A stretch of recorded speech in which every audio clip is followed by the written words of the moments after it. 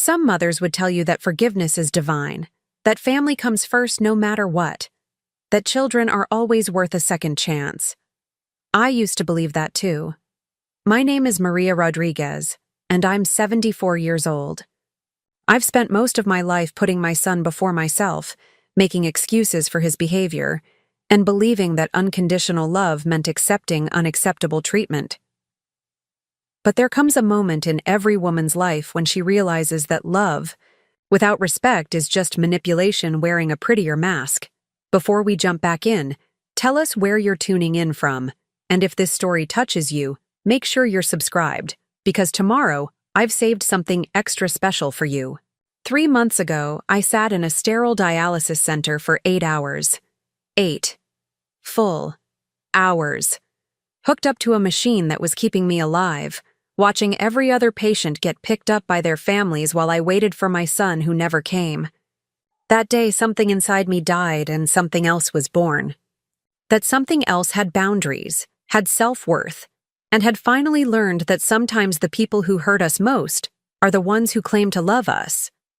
This isn't a story about forgiveness. This isn't a story about family reconciliation. This is a story about what happens when a mother finally says, "Enough is enough." And if you think you know how this ends, think again. Because what I discovered about my son that day will shock you as much as it shocked me. My Tuesday mornings always started the same way. 5:30 in the morning, I'd take my medications with a small glass of water, careful not to drink too much because I knew what lay ahead. By 6:15, I'd have my small bag packed with my rosary, a book I probably wouldn't read, and a sweater because dialysis centers are always freezing. By 7, I'd be sitting by my front window, watching for Eduardo's old blue Honda to pull into my driveway. Eduardo is my son. 38 years old, never married, living in the apartment I still pay half the rent for because he says he's between jobs. He's been between jobs since his father died 6 years ago. But I've learned not to mention that anymore. It only starts arguments, and I need him. At my age, with kidney failure, I need someone to drive me to my treatments 3 times a week, someone to make sure I get there safely and get home safely, someone who cares enough to show up. That Tuesday morning in March started like all the others. Eduardo pulled up at 7 sharp, which was unusual because he's normally 10 or 15 minutes late. He seemed different somehow, more alert, almost energetic.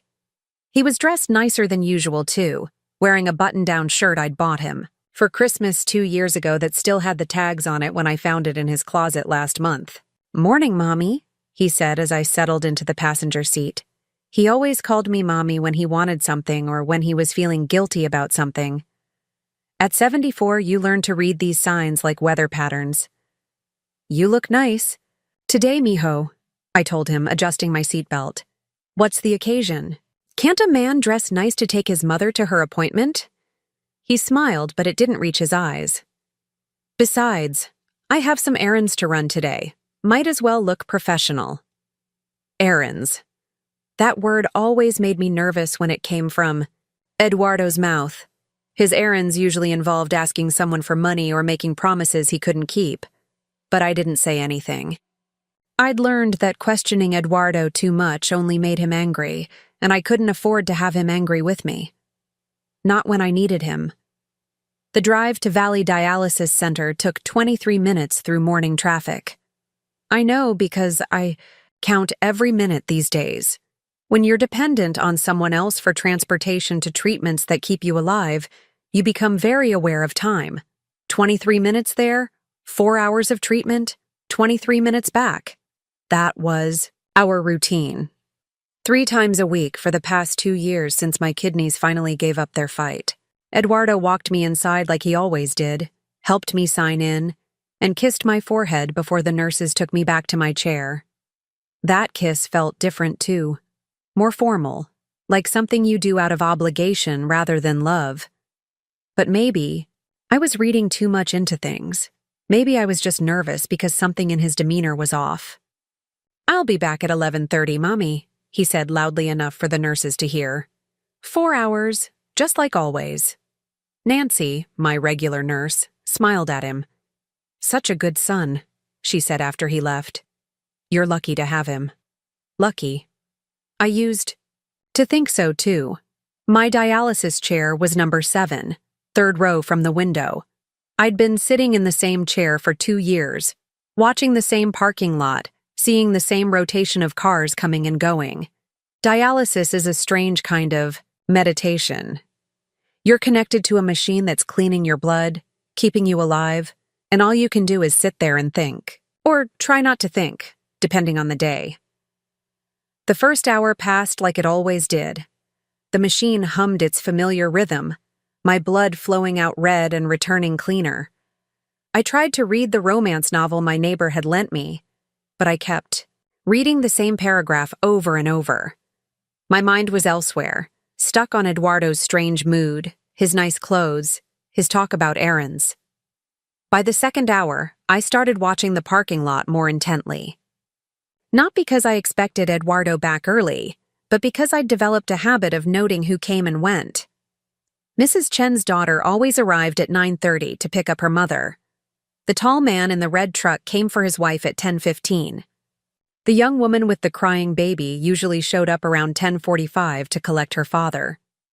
During my third hour, Mrs. Patterson, who sat 2 chairs down from me, started telling Nancy about her grandson's graduation. "He's the first in our family to finish college," she said, her voice full of pride. "My daughter says he wants to be a teacher. Imagine that, my grandson a teacher." I smiled and nodded, but her words stung a little. Eduardo had dropped out of college 3 times. Each time I'd paid the tuition up front because he said financial aid was too complicated. Each time he'd promised this would be different. Each time he'd find reasons to quit before the semester ended. The last time he said college was a scam and he was better off learning real-world skills. That was 8 years ago. I'm still waiting to see what real-world skills he learned. As my 4th hour began, I noticed Nancy checking the clock more frequently. She kept glancing at me, then at the clock, then back at me with an expression I couldn't quite read. Concern, maybe, or pity. I didn't like either option.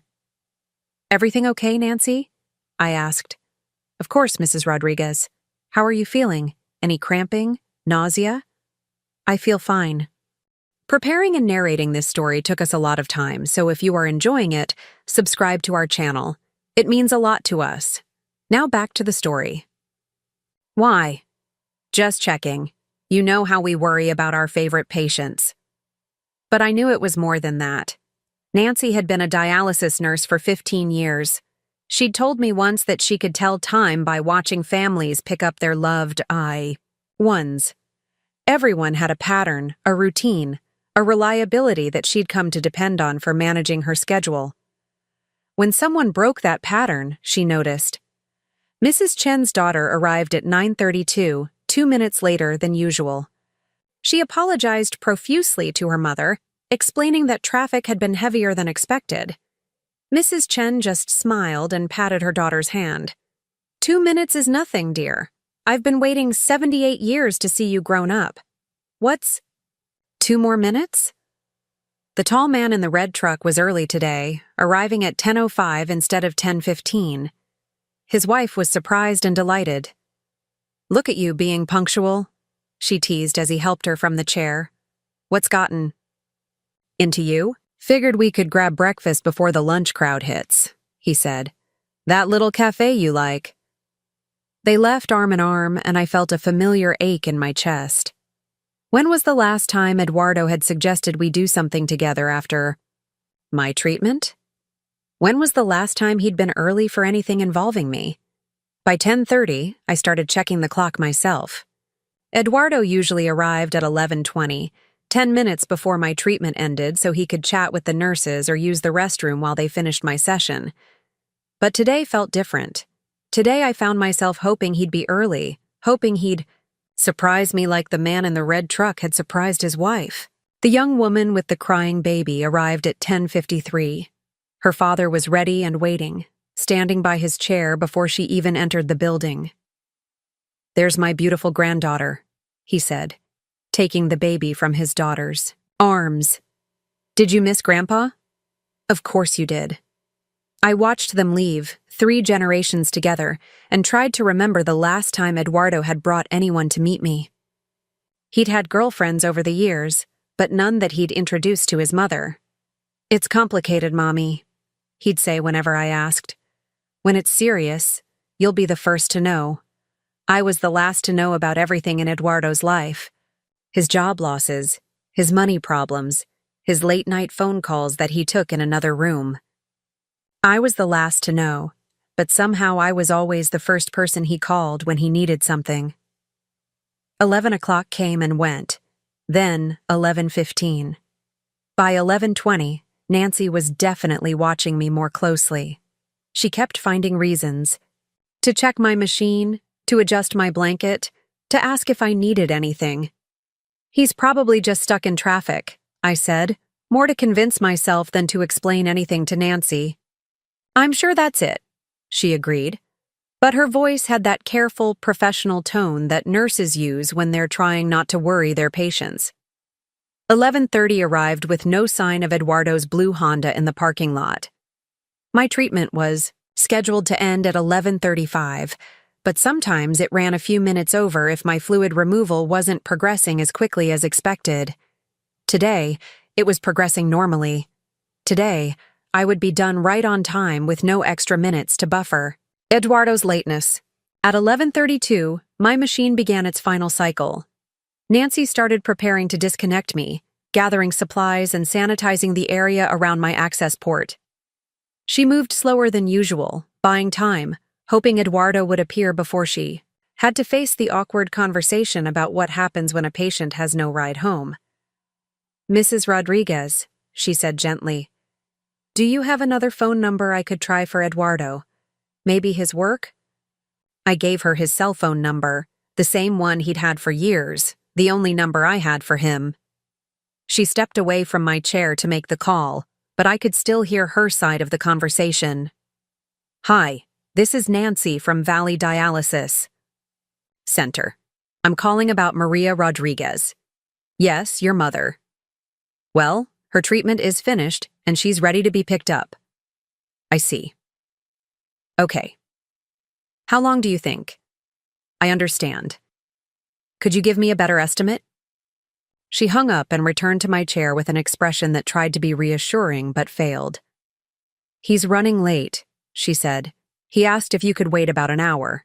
He got caught up with something important. An hour. Something important. More important than his mother sitting in a dialysis center after 4 hours of treatment, ready to go home. More important than the routine we'd established, the reliability I'd counted on. The basic respect of showing up when you say you will. Did he say what was keeping him? I asked. Nancy hesitated. He just said it was important and he'd explain when he got here. But I could tell from her expression that Eduardo hadn't offered to explain anything. He'd probably been short with her, maybe even rude. Eduardo didn't like to be questioned by people he considered beneath him, and in his mind, that included most people who worked in service jobs. I'd seen him be dismissive to waitresses, impatient with store clerks, condescending to anyone who couldn't do something for him. It embarrassed me, but I'd never said anything. I should have said something. Nancy finished disconnecting me from the machine and helped me to the recovery area, a small section with comfortable chairs where patients could sit for a few minutes before leaving. Usually, family members waited there while the medical staff finished up. Today, I sat alone. Can I get you anything? Nancy asked. Water? A snack? I'm fine, thank you. But I wasn't fine. I was tired from 4 hours of treatment. I was confused about why Eduardo was late. And I was starting to feel something I hadn't felt in a long time when it came to my son. Anger. Not the quick flash of irritation when he left dishes in the sink or forgot to call when he said he would. This was deeper, colder. This was the anger that comes from realizing that someone's carelessness is actually cruelty, that someone's thoughtlessness is actually selfishness, that someone's lateness is actually a statement about how little they value your time, your comfort, your needs. 12:30 came and went. Nancy kept checking on me, offering snacks, magazines, anything to make my wait more comfortable. Other patients finished their treatments and left with their families. New patients arrived for the afternoon shift. The center's rhythm continued around me while I sat in the same chair, watching the same parking lot, waiting for the same blue Honda that should have been there an hour ago. At 1 o'clock, Dr. Martinez came to check on me. Dr. Martinez was the center's director, a kind man in his 50s who made it his business to know every patient personally. He sat in the chair next to mine and spoke quietly. "Maria, Nancy tells me you're having transportation issues today. My son is running late. He'll be here soon. How late is he now?" I looked at the clock on the wall. "About an hour and a half." Dr. Martinez nodded thoughtfully. "That's a long time to wait after treatment. Are you feeling okay? Any dizziness? Weakness?" "I feel fine, doctor." "Good, but I want you to know that if you need alternative transportation, we can arrange that. We have relationships with medical transport services, and your insurance would cover it." Alternative transportation. The phrase stung because it implied that Eduardo wasn't reliable enough to be my primary transportation. It implied that I couldn't count on my own son to pick me up from medical treatments. It implied that I needed a backup plan for the one person who was supposed to be my backup plan. "He'll be here," I said. "He's never left me stranded before." But even as I said it, I realized it wasn't entirely true. Eduardo had been late before, many times. He'd forgotten appointments before. He'd changed plans at the last minute before. What he'd never done was leave me sitting in a medical facility for hours without explanation. What he'd never done was make me question whether he'd show up at all. At 1:30, I called Eduardo myself. The phone rang 4 times and went to voicemail. His outgoing message was casual, almost cheerful. "Hey, you've reached Eduardo. Leave a message and I'll get back to you when I can." When I can. Not when he will. When he can. As if returning phone calls was optional, dependent on his convenience rather than the caller's need. I didn't leave a message. What would I say? "Eduardo, it's your mother. I'm still at dialysis. Where are you?" It would sound pathetic, needy, like an old woman who couldn't manage her own transportation. But wasn't that exactly what I was? An old woman with kidney failure who needed her son to drive her to treatments that kept her alive? The afternoon shift of patients was settling into their chairs when Nancy approached me again. She looked tired, and I realized she'd been staying past her shift to make sure I wasn't abandoned. "Mrs. Rodriguez, it's almost 2 o'clock. Would you like me to call a medical transport service? They could have someone here in 30 minutes. 2 o'clock. Eduardo was 2.5 hours late. 2.5 hours of sitting in a medical facility, watching other families come and go, pretending everything was normal, while my son demonstrated exactly how little my time and comfort meant to him. "Let me try calling him one more time," I said. This time the phone went straight to voicemail. He'd either turned it off or let the battery die. Either way, the message was clear. Whatever Eduardo was doing was more important than being reachable by his mother who was stranded at a medical facility. I looked around the recovery area, at the empty chairs where other patients had sat briefly before their families took them home. I looked at the parking lot, still empty of blue Hondas. I looked at Nancy, whose shift had ended hours ago, but who was still there because she couldn't bring herself to leave an elderly patient alone. "Okay," I said quietly. "Please call the medical transport." The shame of saying those words was almost physical. After 2 years of Eduardo driving me to dialysis, after all the times I'd told other patients how lucky I was to have such a devoted son, after all the excuses I'd made for his lateness and his attitude, I was asking a stranger to take me home because my own child couldn't be bothered to show up. Nancy squeezed my shoulder gently. "It happens more than you think," she said. "Family members get busy, emergencies come up. Don't feel bad about needing backup transportation." But this wasn't an emergency. If Eduardo had been in an accident, if he'd been hurt, if something terrible had happened, someone would have called the dialysis center. His phone wouldn't have been turned off. This was something else entirely. This was Eduardo deciding that whatever he was doing was more important than his mother. The medical transport van arrived at 2:45. The driver was a middle-aged woman named Carmen, who helped me into the passenger seat and asked about my day while we drove through afternoon traffic. She was kind and professional. Exactly the sort of person you'd want to have transporting elderly patients to and from medical appointments. "How long have you been coming to Valley Dialysis?" she asked. 2 years. "That's a good center. My father went there before he passed. The staff really cares about their patients." "They do." Nancy stayed past her shift today to make sure I had a ride home. "She sounds like a keeper. Family member couldn't make it today?" I hesitated. How do you explain that your son simply didn't show up? How do you admit that the person you've spent your entire adult life protecting and supporting and making excuses for just left you sitting in a medical facility for 3 hours without explanation? "He got held up," I said finally. Carmen nodded. "Happens to the best of us. Good thing the center has backup options." When we pulled into my driveway, Eduardo's blue Honda wasn't there.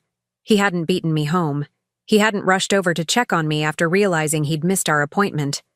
Wherever he was, whatever he was doing, it was still more important than his mother. Carmen helped me to my front door and waited while I found my keys. "You take care of yourself," she said. "See you Tuesday if you need a ride." If I needed a ride. As if this might become a regular arrangement. As if Eduardo might not be dependable enough to count on for future appointments. The possibility hadn't occurred to me before. But standing in my doorway watching Carmen drive away, I realized that today might not be an isolated incident. Today might be the beginning of a new pattern, a new level of thoughtlessness, a new way for Eduardo to demonstrate that his convenience mattered more than my needs. Inside my house, everything was exactly as I'd left it that morning. My coffee cup in the sink, my morning medications still on the kitchen counter, the television remote on the coffee table where I'd placed it after watching the early news. Nothing had changed except me. Something fundamental had shifted during those 3 hours in the dialysis center, during that ride home with a stranger, during the walk up my driveway alone. I sat in my living room chair, the same chair where I waited every Tuesday and Thursday and Saturday morning for Eduardo to pick me up, and I tried to understand what had happened. Not just today, but over the past months and years. When had Eduardo stopped being reliable? When had I stopped expecting reliability from him? When had I started accepting behavior that I would never tolerate from anyone else? The phone rang at 4:30. Eduardo's name appeared on the caller ID. "Mommy, I'm so sorry," he said before I could even say hello. "I got caught up in something and lost track of time. Are you still at dialysis? I'm on my way." "I've been home for an hour and a half," I said. There was a pause. "How did you get home?" "Medical transport." Another pause, longer this time. "I'm really sorry, Mommy. This was important, and I thought I'd be done in time, but it ran longer than expected." Important. There was that word again. More important than his mother. More important than the routine we'd established. More important than basic human decency. What was so important, Eduardo? "It's complicated. Business stuff. I'll explain. When I see you." Business stuff. Eduardo hadn't had steady business in 6 years, but he always had business stuff that was too complicated to explain, too important to postpone, too urgent to schedule around his mother's medical treatments. "I'm tired," I said. "We'll talk tomorrow." "Mommy, wait." I really am sorry. This won't happen again.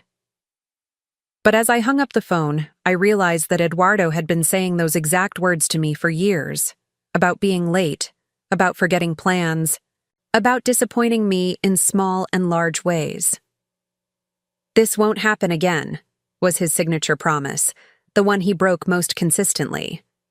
I sat in my chair as the afternoon light faded, thinking about the past 3 hours, about Nancy staying late, about Carmen the transport driver, about Dr. Martinez offering alternatives. All of these people, strangers and near strangers, had shown me more consideration and care in one afternoon than my own son had shown me in months. That night, I called my neighbor Patricia. Patricia was 76, a widow like me, and we'd become close friends over the past few years. She had 3 daughters who all lived within 20 miles of her, and they had a schedule for checking on their mother that ran like clockwork. "Maria, how are you feeling after treatment today?" she asked. I told her everything. The 3-hour wait, the medical transport, Eduardo's casual phone call hours later. Patricia listened without interruption, and when I finished, there was a long silence. "Maria," she said finally, "how long has Eduardo been treating you like this?" "Like what?" "Like your time doesn't matter. Like your needs are optional. Like you're lucky to get whatever scraps of attention he decides to give you." I wanted to defend Eduardo, to explain that he was busy, that he had his own life to manage, that being a caregiver was difficult for adult children. But the words wouldn't come, because Patricia was right. Eduardo had been treating me like my time didn't matter, like my needs were optional, like I should be grateful for whatever minimal effort he chose to make. "He's my son," I said finally. "And you're his mother, the woman who raised him, sacrificed for him, supported him through every failure and disappointment. You deserve better than to be left sitting in a medical facility for 3 hours because he got caught up in something important." After we hung up, I sat in my kitchen with a cup of tea and really looked at my life with Eduardo. Not the fantasy version where he was a devoted son going through a rough patch, but the reality version where I was a 74-year-old woman being taken advantage of by someone who was supposed to love and protect me. When had I become so small in my own son's priorities? When had I started accepting crumbs and calling them bread? When had I stopped believing that I deserved to be treated with basic respect and consideration? That night, I made a decision. Not a dramatic decision, not a life-changing decision, just a small decision about self-respect and boundaries.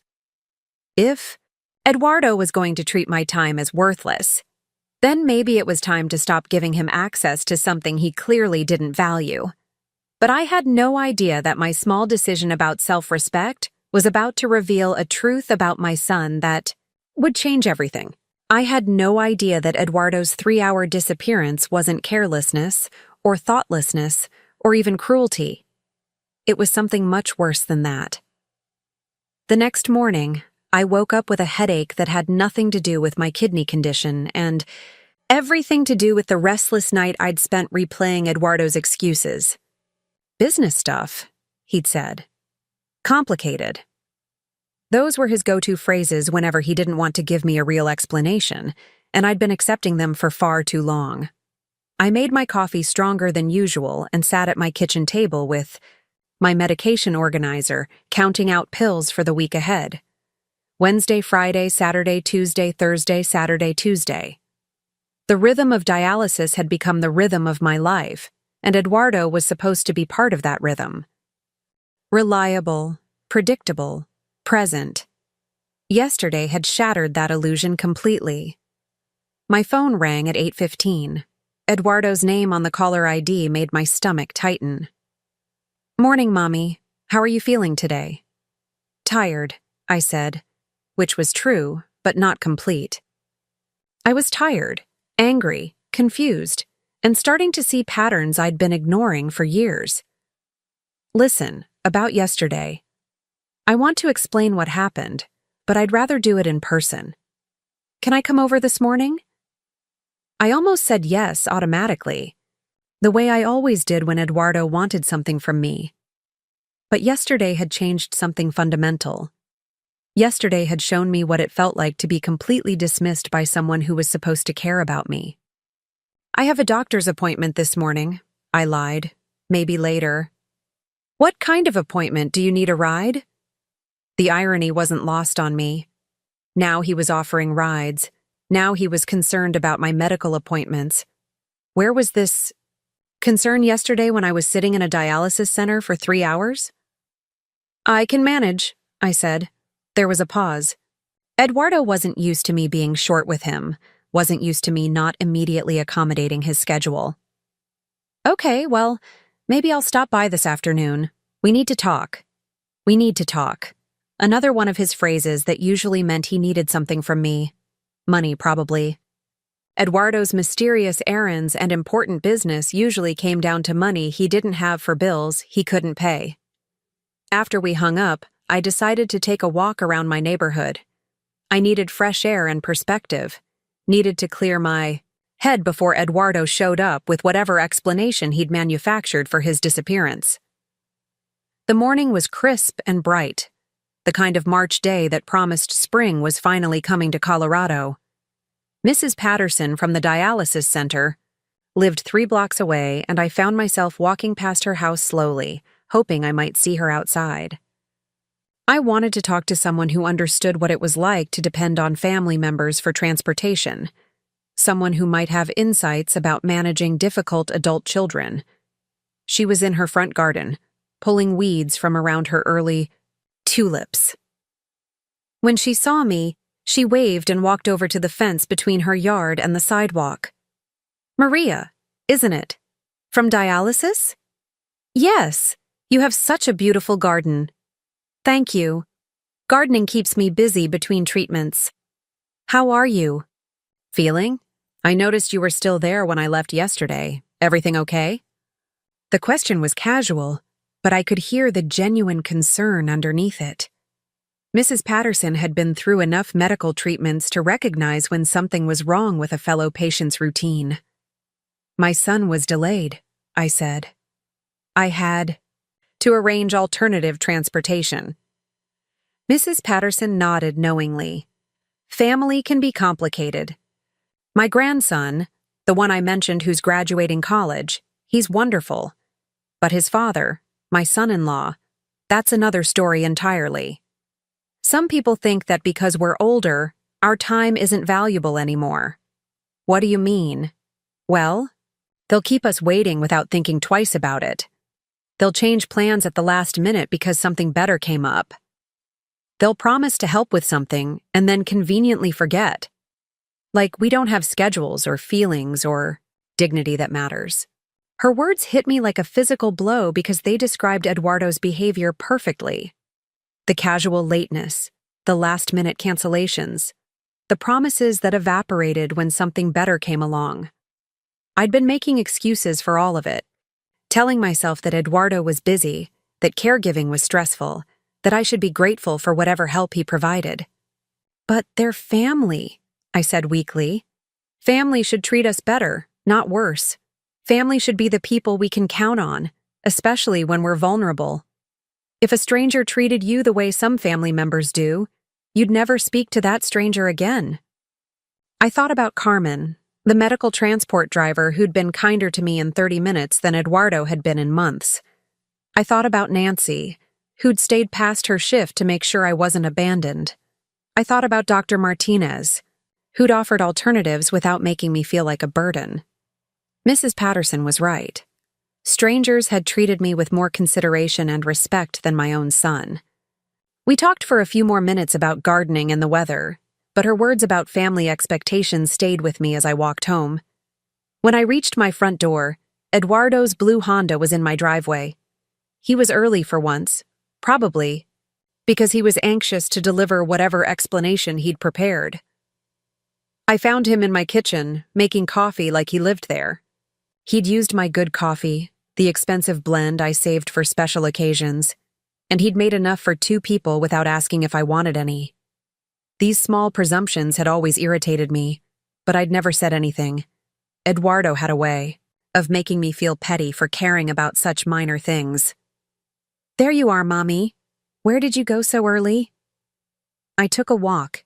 It's a beautiful morning." "You should have waited for me. I could have walked with you." But he couldn't have, because he'd been unreachable yesterday when I actually needed him. He couldn't have, because his version of spending time with me usually involved him talking about his problems while I listened and worried and offered solutions he wouldn't take. Eduardo handed me a mug of my own coffee and sat across from me, at my kitchen table. He was dressed casually today, jeans and a t-shirt, his nice clothes from yesterday nowhere to be seen. He looked tired, like he hadn't slept well, and there was something in his expression I couldn't quite identify. Guilt, maybe, or calculation. "About yesterday," he began. "I owe you a real explanation." I waited, curious to see what story he'd constructed to justify abandoning me at a medical facility for 3 hours. "I got a call about a job opportunity, a really good one, something that could change everything for me. But I had to meet with the guy right away, yesterday morning, or he was going to offer it to someone else." A job opportunity. Eduardo had been chasing job opportunities for 6 years, each one more promising than the last, each one requiring immediate action that coincidentally conflicted with his responsibilities to me. What kind of job? Sales, high-end stuff, luxury cars. The commission potential is incredible, Mommy. This could be the break I've been waiting for. Eduardo had worked in car sales twice before. The first time, he'd quit after 3 months because his manager was unreasonable. The second time, he'd been let go after 6 weeks for missing too many days. But he always talked about sales jobs like they were lottery tickets, certain that the next one would make him rich. And this meeting took 3 hours? Well, first I met with the sales manager. Then he wanted me to meet the owner. Then they had me do a test drive with a potential customer to see how I handled the interaction. It was a whole process, but I think I got the job. The story was plausible enough, detailed enough to sound real. But something about Eduardo's delivery felt rehearsed, like he'd practiced these explanations in front of a mirror, and there were gaps that didn't make sense. "Why didn't you answer your phone when I called?" "My phone died during the meeting. I didn't want to interrupt everything to find a charger." "And you couldn't call the dialysis center to let them know you'd be late?" "I thought I'd be done in time. I really thought I'd make it back before your treatment finished."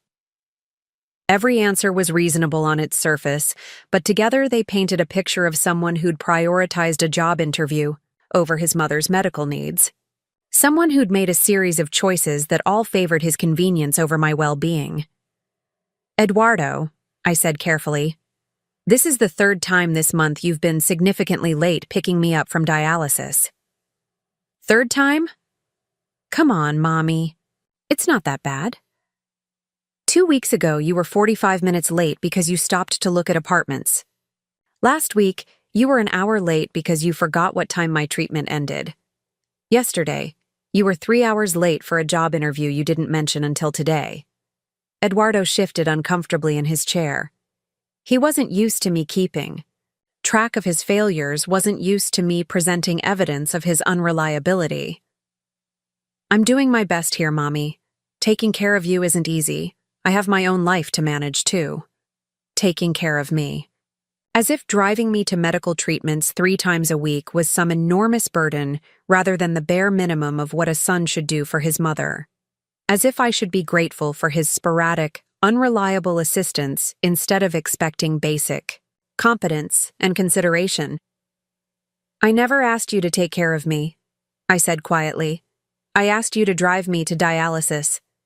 "That's not the same thing." "What's the difference?" Taking care of someone means making their well-being a priority. Driving someone to dialysis means showing up when you say you will and being there when treatment ends. You've been doing the second thing. Barely. But you haven't been doing the first thing at all. Eduardo stared at me like I'd started speaking a foreign language.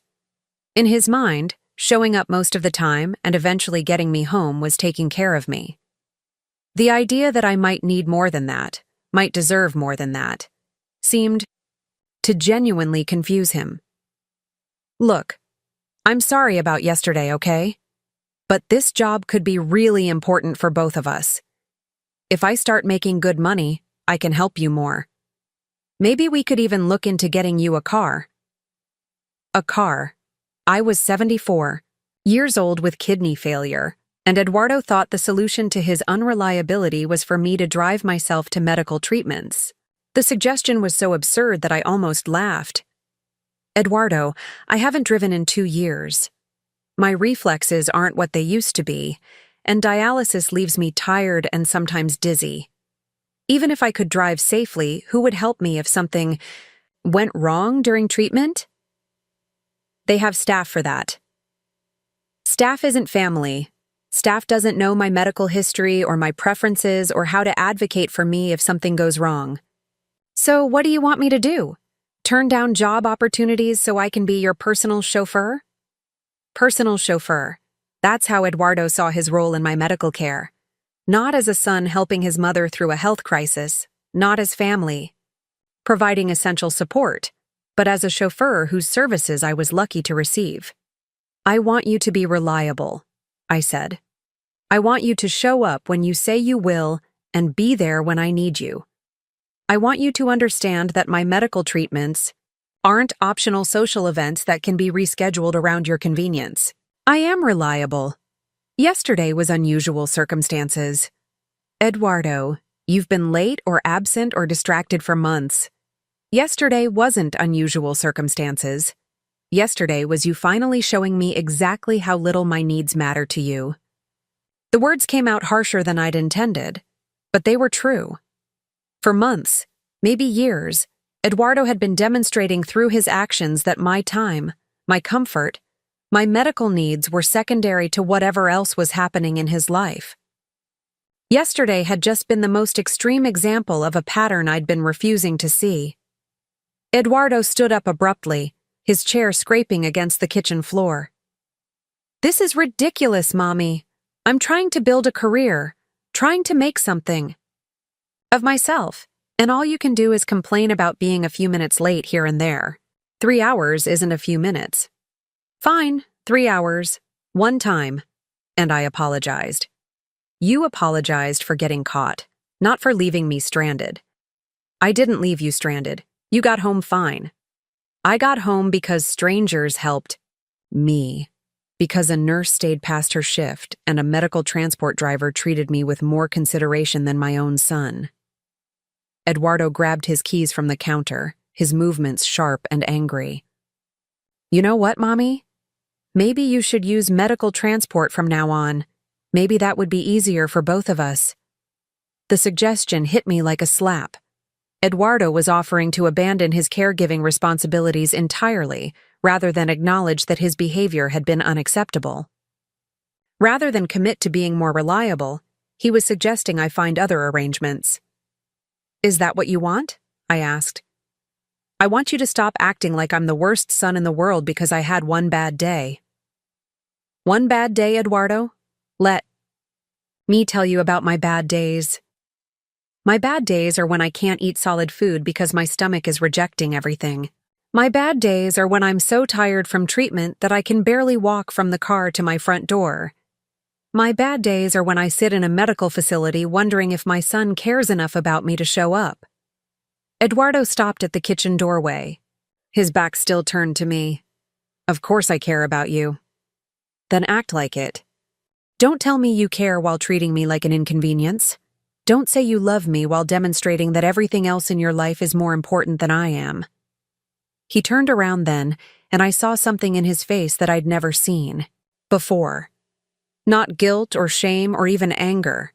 Something colder, more calculating. Something that made me wonder if I really knew my son at all. What do you want from me, Mommy? Do you want me to give up every opportunity, every chance to improve my life, just to make sure I'm never 5 minutes late picking you up from dialysis? I want you to find a balance. I want you to prioritize appropriately. I want you to understand That when someone depends on you for something as essential as medical transportation, you don't get to be casual about it. And if I can't do that? If I can't be the perfect son you apparently need? The question hung in the air between us, loaded with implications I wasn't ready to consider. Eduardo was asking me to choose between accepting his unreliable, inconsiderate treatment or losing his help entirely. He was presenting those as my only two options, as if expecting basic reliability from family was unreasonable. "I guess we'll have to figure that out," I said. Eduardo nodded once, sharply, and walked out of my kitchen without another word. I heard my front door close, heard his car start, heard him back out of my driveway with more speed than necessary. The silence he left behind felt different from the usual quiet of my house. It felt final somehow, like something between us had broken that couldn't be easily repaired. I sat at my kitchen table for a long time after he left, staring at the coffee mug he'd abandoned, thinking about the conversation we'd just had. Eduardo had come here to explain yesterday's abandonment, but instead he'd revealed something much more troubling. He genuinely didn't understand why his behavior was unacceptable. In his mind, I was being unreasonable for expecting reliability. I was being demanding for wanting basic consideration. When had we gotten to this point? When had Eduardo started seeing me as a burden rather than his mother? When had I become someone whose needs were negotiable rather than essential? I thought about Mrs. Patterson's words about family treating us worse than strangers would. I thought about Carmen's kindness, Nancy's professionalism, Dr. Martinez's concern. All of these people had shown me more respect in one afternoon than Eduardo had shown me in months. That afternoon, I called Valley Dialysis Center and asked to speak with Nancy. "Mrs. Rodriguez, how are you feeling today?" "I'm fine, Nancy. I wanted to ask you about the medical transport service you mentioned yesterday. How does that work exactly?" There was a pause. Nancy was too professional to ask why I needed this information, but I could hear the question in her silence. "Well, it's pretty straightforward. We can set up regular transportation for your treatment days, or you can call as needed. Your insurance covers it as medical necessity transportation. The drivers are all trained in working with dialysis patients. And they're reliable?" "Very reliable. More reliable than family members, to be honest. They don't have competing priorities or personal dramas. They just focus on getting patients to and from treatment safely and on time." More reliable than family members. Nancy had probably seen hundreds of patients over the years, had probably watched countless family dynamics play out in her dialysis center. Her assessment wasn't a criticism of Eduardo specifically, but it stung anyway because it was accurate. What would I need to do to set up regular transportation? "Just let me know which days you want it scheduled and I'll handle the paperwork. We can start as soon as tomorrow if you need." Tomorrow was Thursday. I had dialysis every Tuesday, Thursday, and Saturday. 3 days a week that I'd been depending on Eduardo to be responsible, reliable, present. 3 days a week that I'd been setting myself up for disappointment. "Let me think about it," I said. "I'll let you know." But I already knew what I was going to do. Eduardo had made it clear that being my transportation was a burden he resented, a responsibility that interfered with his more important priorities. If that's how he felt, then maybe it was time to remove that burden from his shoulders entirely. That evening, I sat in my living room with a cup of tea and really examined my relationship with Eduardo. Not the relationship I wished we had. Not the relationship I remembered from when he was younger, but the relationship that actually existed right now, today, between a 74-year-old woman with kidney failure and her 38-year-old son. Eduardo called me when he needed money, which was often. He visited when he was lonely or bored or wanted home-cooked food. He drove me to dialysis when it was convenient for him and made excuses when it wasn't. He talked about his problems for hours while showing minimal interest in mine. He made promises he didn't keep and offered explanations that didn't quite add up. When I laid it out like that, Without the emotional buffer of maternal love and hope and denial, the picture was pretty clear. Eduardo wasn't taking care of me. I was taking care of him, financially and emotionally, while he provided minimal, unreliable assistance in return. But what hurt most wasn't the imbalance. What hurt was the realization that Eduardo seemed to feel entitled to this arrangement. He didn't act grateful for my financial support or apologetic about his unreliability. He acted like I owed him my help while he owed me nothing more than showing up when convenient. That night, I called Patricia and told her about my conversation with Eduardo. "He offered to stop driving you entirely rather than commit to being more reliable?" she asked. "He said maybe medical transport would be easier for both of us." "Easier for him, you mean? He's trying to manipulate you into backing down from your perfectly reasonable expectations." "Maybe I am being too demanding. Maybe I should be more understanding about the pressures he's facing." "Maria, listen. To me, you are not being demanding. You are asking your son to show up when he says he will for your medical treatments. That is literally the bare minimum of what family members do for each other." "But he's all I have, Patricia. If I push too hard, if I make this into a bigger conflict, I might lose him entirely." "Honey, what exactly would you be losing? Someone who shows up when convenient, leaves you stranded when something better comes along, and makes you feel guilty for having basic expectations. That's not support. That's emotional manipulation." Patricia was right, but acknowledging that meant acknowledging that my relationship with my son was fundamentally broken. It meant admitting that Eduardo didn't prioritize my well-being, didn't respect my time, didn't value me the way I'd always valued him. "What should I do?" I asked. "Stop making his unreliability your problem to solve. Set up your own transportation. Stop depending on someone who's shown you repeatedly that you can't depend on him." After we hung up, I sat in the dark thinking about dependency and dignity and self-respect. I'd been so afraid of losing Eduardo's help that I'd accepted increasingly unacceptable behavior. I'd been so focused on maintaining our relationship that I'd forgotten to maintain my own standards. Eduardo didn't call that night, which was unusual. Normally, after we had any kind of disagreement, he'd call within a few hours to smooth things over, to make sure I wasn't too upset, to ensure that whatever conflict we'd had wouldn't affect his access to my financial support. His silence felt ominous somehow, like he was making calculations I couldn't see. Friday morning, I called Nancy back. "I'd like to set up regular medical transport for all of my dialysis appointments," I said, "starting with tomorrow's treatment." "Of course, Mrs. Rodriguez. I'll handle all the arrangements. Will this be permanent or temporary?" Permanent or temporary? The question implied that I might change my mind, might go back to depending on Eduardo once this conflict blew over. But something fundamental had shifted in me during yesterday's conversation. I'd seen something in Eduardo's face, heard something in his voice, that I couldn't unsee or unhear. "Let's say permanent for now," I said. That afternoon, Eduardo finally called. "Mommy, I've been thinking about our conversation yesterday. Maybe I was a little defensive." A little defensive?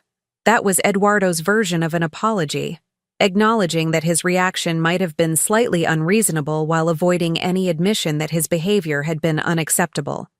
"I've been thinking too," I said. "Good. Look, I want to make this work.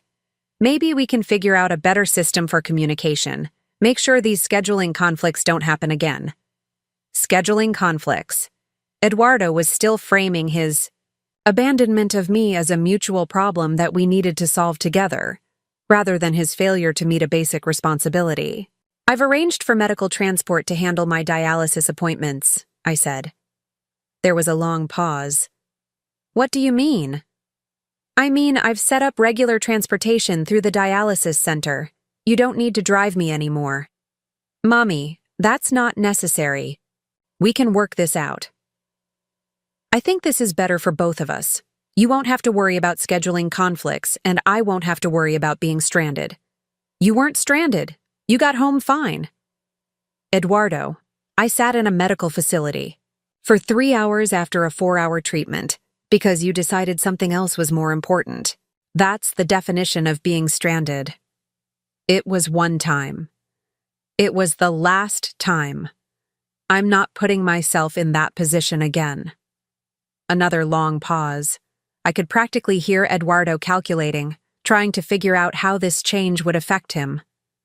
He was probably wondering if my decision to arrange my own transportation meant I was also reconsidering my financial support for him. Well, if that's what you want, he said finally. I guess it does free up my schedule. Free up his schedule. My medical needs had been an inconvenient obligation that he was relieved to escape. Eduardo wasn't disappointed that I no longer needed his help. He was glad to be released from a responsibility he'd never wanted in the first place. I guess it does, I agreed.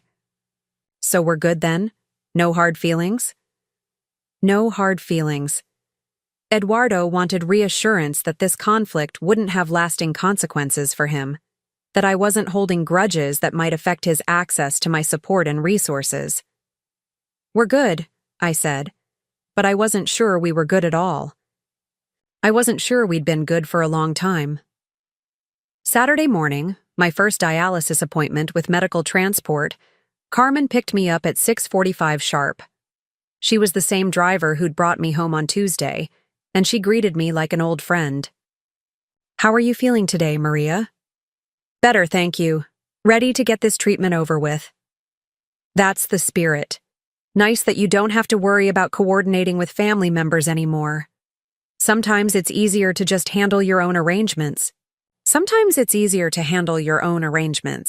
Carmen probably transported dozens of elderly patients every week, probably saw all kinds of family dynamics and reliability issues. Her comment wasn't judgmental, just observational, but it reinforced what I was beginning to understand about my situation with Eduardo. At the dialysis center, Nancy greeted me with a smile. How was your first ride with medical transport? Very smooth. Carmen is wonderful.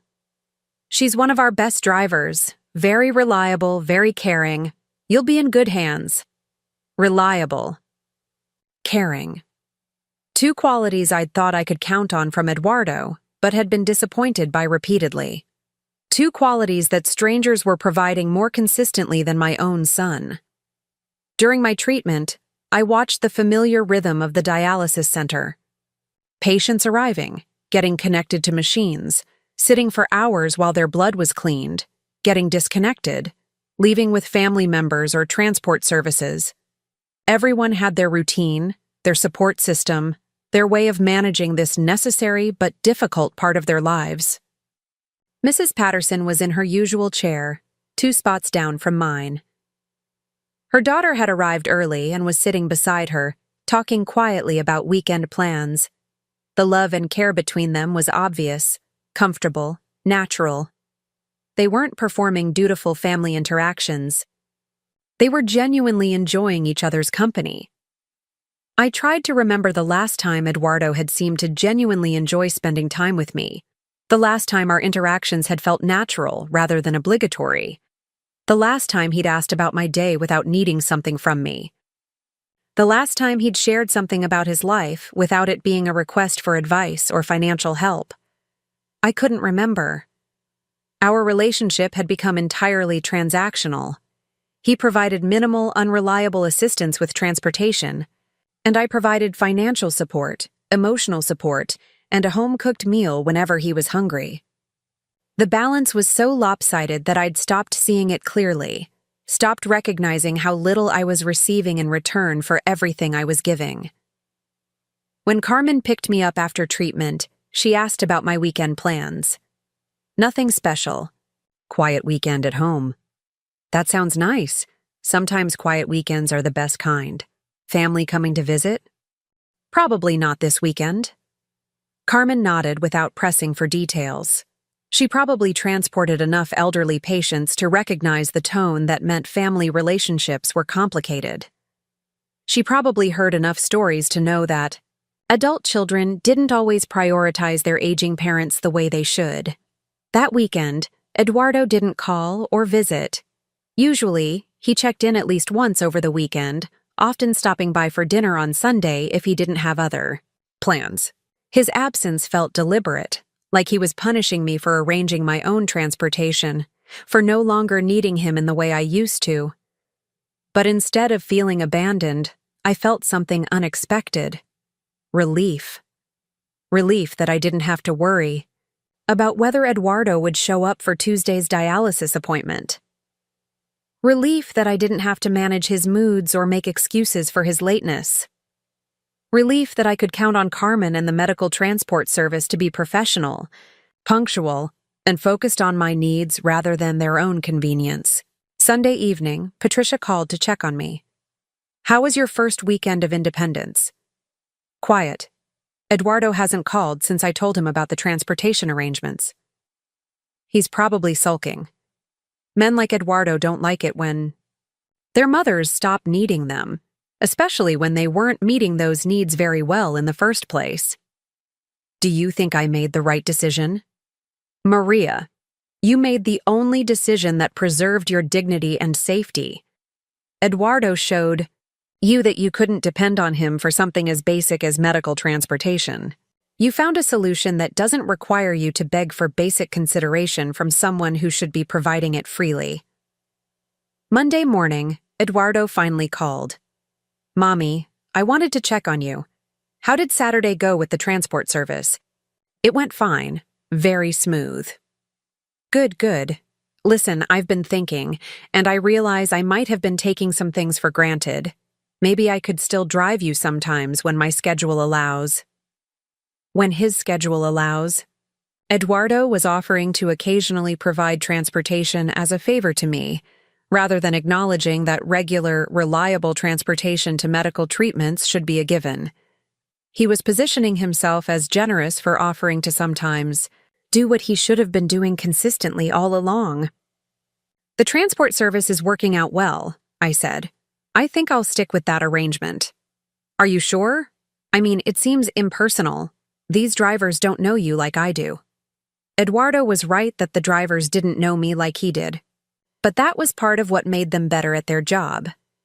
They didn't bring personal drama or competing priorities to our interactions. They didn't make me feel guilty for needing transportation or resentful for depending on them. They treated me with professional courtesy and respect, which had become more than I could expect from my own son. "I'm comfortable with the arrangement," I said. "Okay, well, maybe I could come by for dinner this week. I haven't seen you since our talk on Thursday." Dinner. Eduardo was trying to reestablish our regular routine, to make sure that his failure as a transportation provider didn't affect his access to my cooking, my company, and probably my financial support. "I'm not sure about this week," I said. "I've been tired after treatments lately." It wasn't entirely true. I had been tired, but not more than usual. What was true was that I needed space to figure out how I felt about Eduardo, about our relationship, about the future. I needed time to process what had happened without the pressure of pretending everything was normal. "Oh, okay. Well, maybe next week then. Maybe." After we hung up, I realized that for the first time in years, I had said no to Eduardo about something he wanted, not no to giving him money, which I'd done occasionally when his requests were too outrageous. But no to spending time with him, no to providing the emotional support and domestic comfort he'd come to expect from me. It felt strange, almost foreign. I'd spent so many years accommodating Eduardo's needs and schedules and moods that setting a boundary felt like speaking a language I'd forgotten how to use. But it also felt necessary, like something I should have done a long time ago. That week, I settled into my new routine with medical transport. Carmen picked me up on Tuesday. A different driver named Robert handled Thursday, and Carmen was back for Saturday. All 3 rides were punctual, professional, and stress-free. No waiting, no wondering if my ride would show up, no managing someone else's mood or schedule. The difference was remarkable. For 2 years, I'd accepted Eduardo's unreliability as normal, had adjusted my expectations to accommodate his limitations. I'd forgotten what it felt like to simply count on transportation, being there when I needed it. But Eduardo's absence from my week felt significant too. No random phone calls, no unexpected visits, no requests for money or advice or sympathy. It was the longest we'd gone without contact since his father died, and I couldn't decide if that worried me or relieved me. Thursday evening, while I was preparing a simple dinner for one, my doorbell rang. Eduardo's blue Honda was in my driveway, and he was standing on my front porch with a grocery bag and what looked like flowers from the supermarket. "Surprise, Mommy, I brought ingredients for your favorite meal." My favorite meal was actually a dish my late husband had loved, but Eduardo had never paid enough attention to remember that distinction. The gesture was thoughtful in theory, but it felt calculated, like he'd decided that a grand romantic gesture would smooth over our recent conflict. "Eduardo, I told you I was tired this week." "I know, but I thought maybe if I did the cooking, we could still spend some time together. I miss you, Mommy." "I miss you." The words should have melted my heart, should have made me forget about transportation problems and reliability issues. But instead, they made me wonder when exactly Eduardo had started missing me. Had he missed me during the 3 hours I sat in the dialysis center? Had he missed me during the weekend when he didn't call? Or did he miss me now because he was realizing that his access to my support might not be as guaranteed as he'd assumed? I let him in because turning him away felt too harsh, too final. But as I watched him move around my kitchen, using my cookware and ingredients he'd chosen without asking what I actually wanted to eat, I felt like I was watching a performance rather than experiencing genuine care. Eduardo talked while he cooked, telling me about his week, his job prospects, his various frustrations and disappointments. He didn't ask about my dialysis treatments, didn't inquire about how the medical transport was working out, didn't seem curious about how I was adjusting to our new arrangement. The conversation was entirely focused on him, his needs, his experiences, his problems. This had always been the pattern of our interactions, but I was noticing it now in a way I hadn't before. Eduardo treated me like a combination therapist and audience, someone who existed to listen to his problems and provide support and validation. He didn't treat me like a person with my own experiences worth discussing. During dinner, he brought up the job opportunity that had supposedly caused his disappearance the previous Tuesday. "I'm still waiting to hear back from them. The sales manager said he'd call by the end of the week, but that was last week, so who knows." "Did you follow up with them?" "I don't want to seem desperate. These things take time." Eduardo's approach to job searching had always mystified me. He'd get excited about opportunities, talk about them like they were sure things, and then wait passively for other people to make decisions about his future. He never seemed to understand that following up was professional, not desperate, or that his financial situation didn't allow him the luxury of playing hard to get with potential employers. "Maybe you could call tomorrow just to check on the timeline," I suggested. "Maybe. We'll see." "We'll see."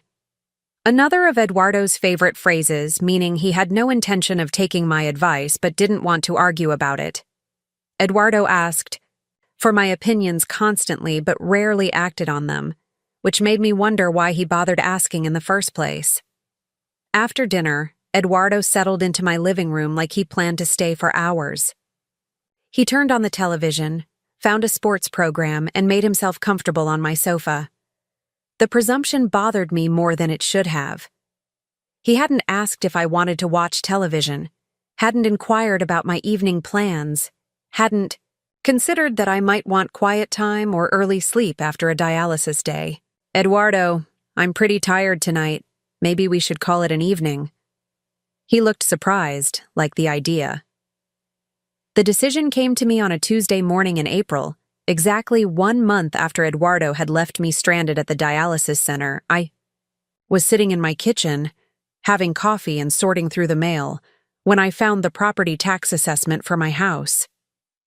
The number made me pause and really think about the value of everything I owned, everything I'd worked for, everything I'd planned to leave behind. My house was worth more than I'd realized. The neighborhood had improved significantly over the past decade, and property values had risen accordingly. Combined with my savings account, my retirement investments, and the life insurance policy from my late husband's employer, I was looking at a substantial estate.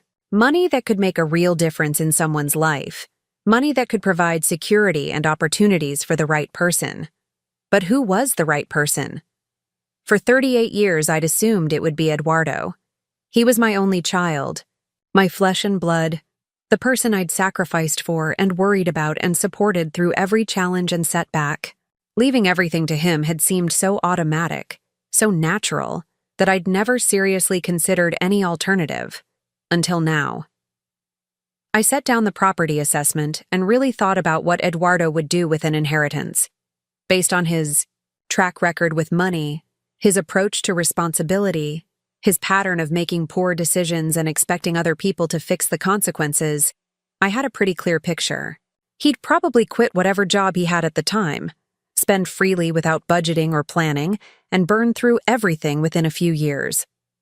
The money I'd spent a lifetime accumulating would be gone, wasted on Eduardo's immediate gratification rather than invested in his long-term security. But worse than the financial waste was the moral implication. By leaving everything to Eduardo, I'd be rewarding his treatment of me over the past few years. I'd be telling him that abandoning me at medical facilities, treating me like an inconvenience, showing me no respect or consideration, was acceptable behavior that came with no real consequences. I'd be teaching him that blood relation was enough to guarantee inheritance, regardless of how he'd treated the person providing that inheritance. That afternoon, I called my lawyer. Stephen Morrison had handled my legal affairs for over 15 years, ever since my husband died. He was a calm, methodical man in his 60s who specialized in estate planning and had helped dozens of elderly clients navigate complicated family situations. "Maria, good to hear from you. How can I help?" "You today?" "I'd like to make some changes to my will." "Of course. What kind of changes are we talking about?" I hesitated, realizing that saying the words out loud would make this decision real and irreversible. "I want to remove my son as the primary beneficiary." There was a pause. Stephen had probably heard similar requests before, but he was too professional to react with surprise or judgment. "That's certainly your right, Maria. May I ask what's prompting this change?" I told him about the dialysis incident, about Eduardo's pattern of unreliability, about the way he'd treated me when I'd tried to address the problem. Stephen listened without interruption, occasionally asking clarifying questions about dates and specific incidents. "And this isn't a temporary disagreement? You've thought this through carefully?" "I've been thinking about it for weeks. This isn't about punishment, Stephen. It's about recognizing that Eduardo isn't the person I'd raised him to be, and he's not someone I can trust to handle a significant inheritance responsibly."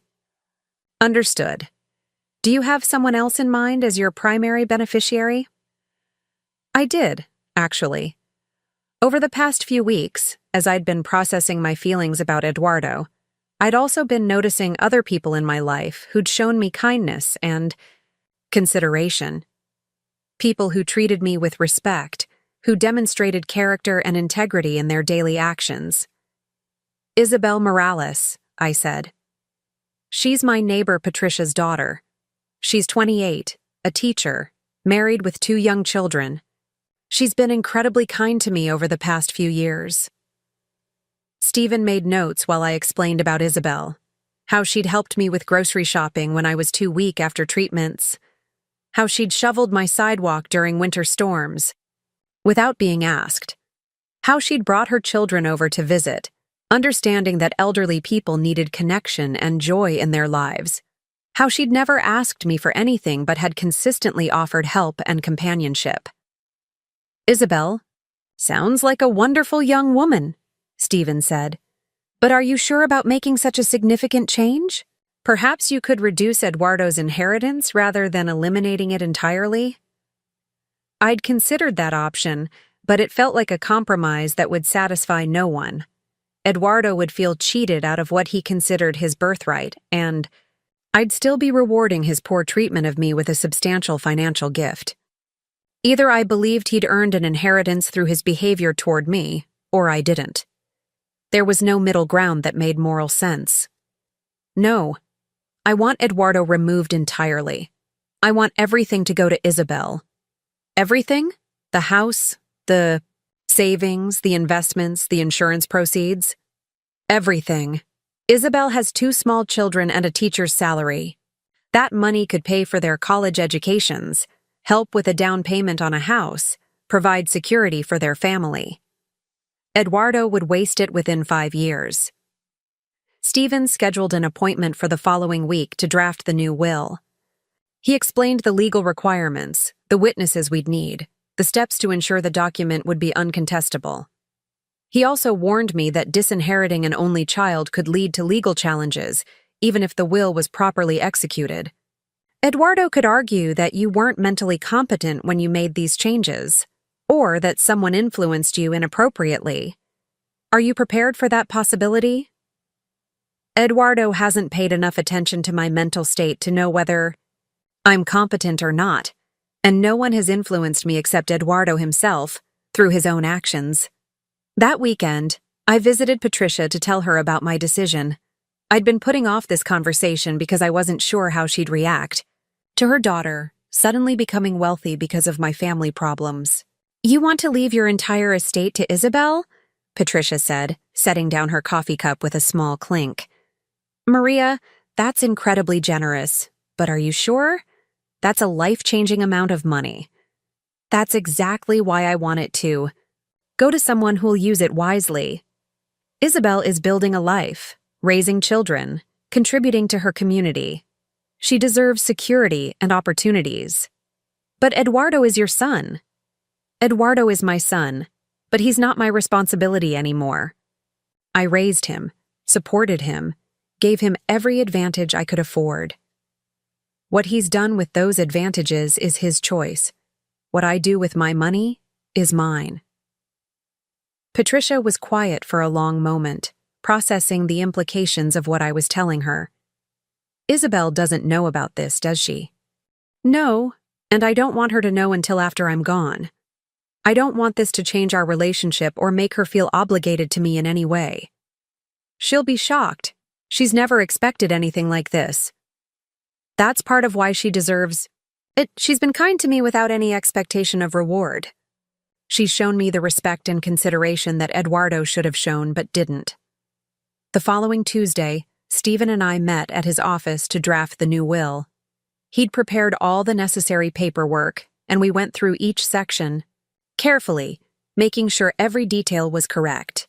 Isabel would inherit the house, the savings accounts, the investment portfolio, the life insurance proceeds, everything. Eduardo would receive nothing except my wedding ring from his father, which seemed appropriate since it was the only thing connecting him to his family heritage. "Are you absolutely certain about this, Maria?"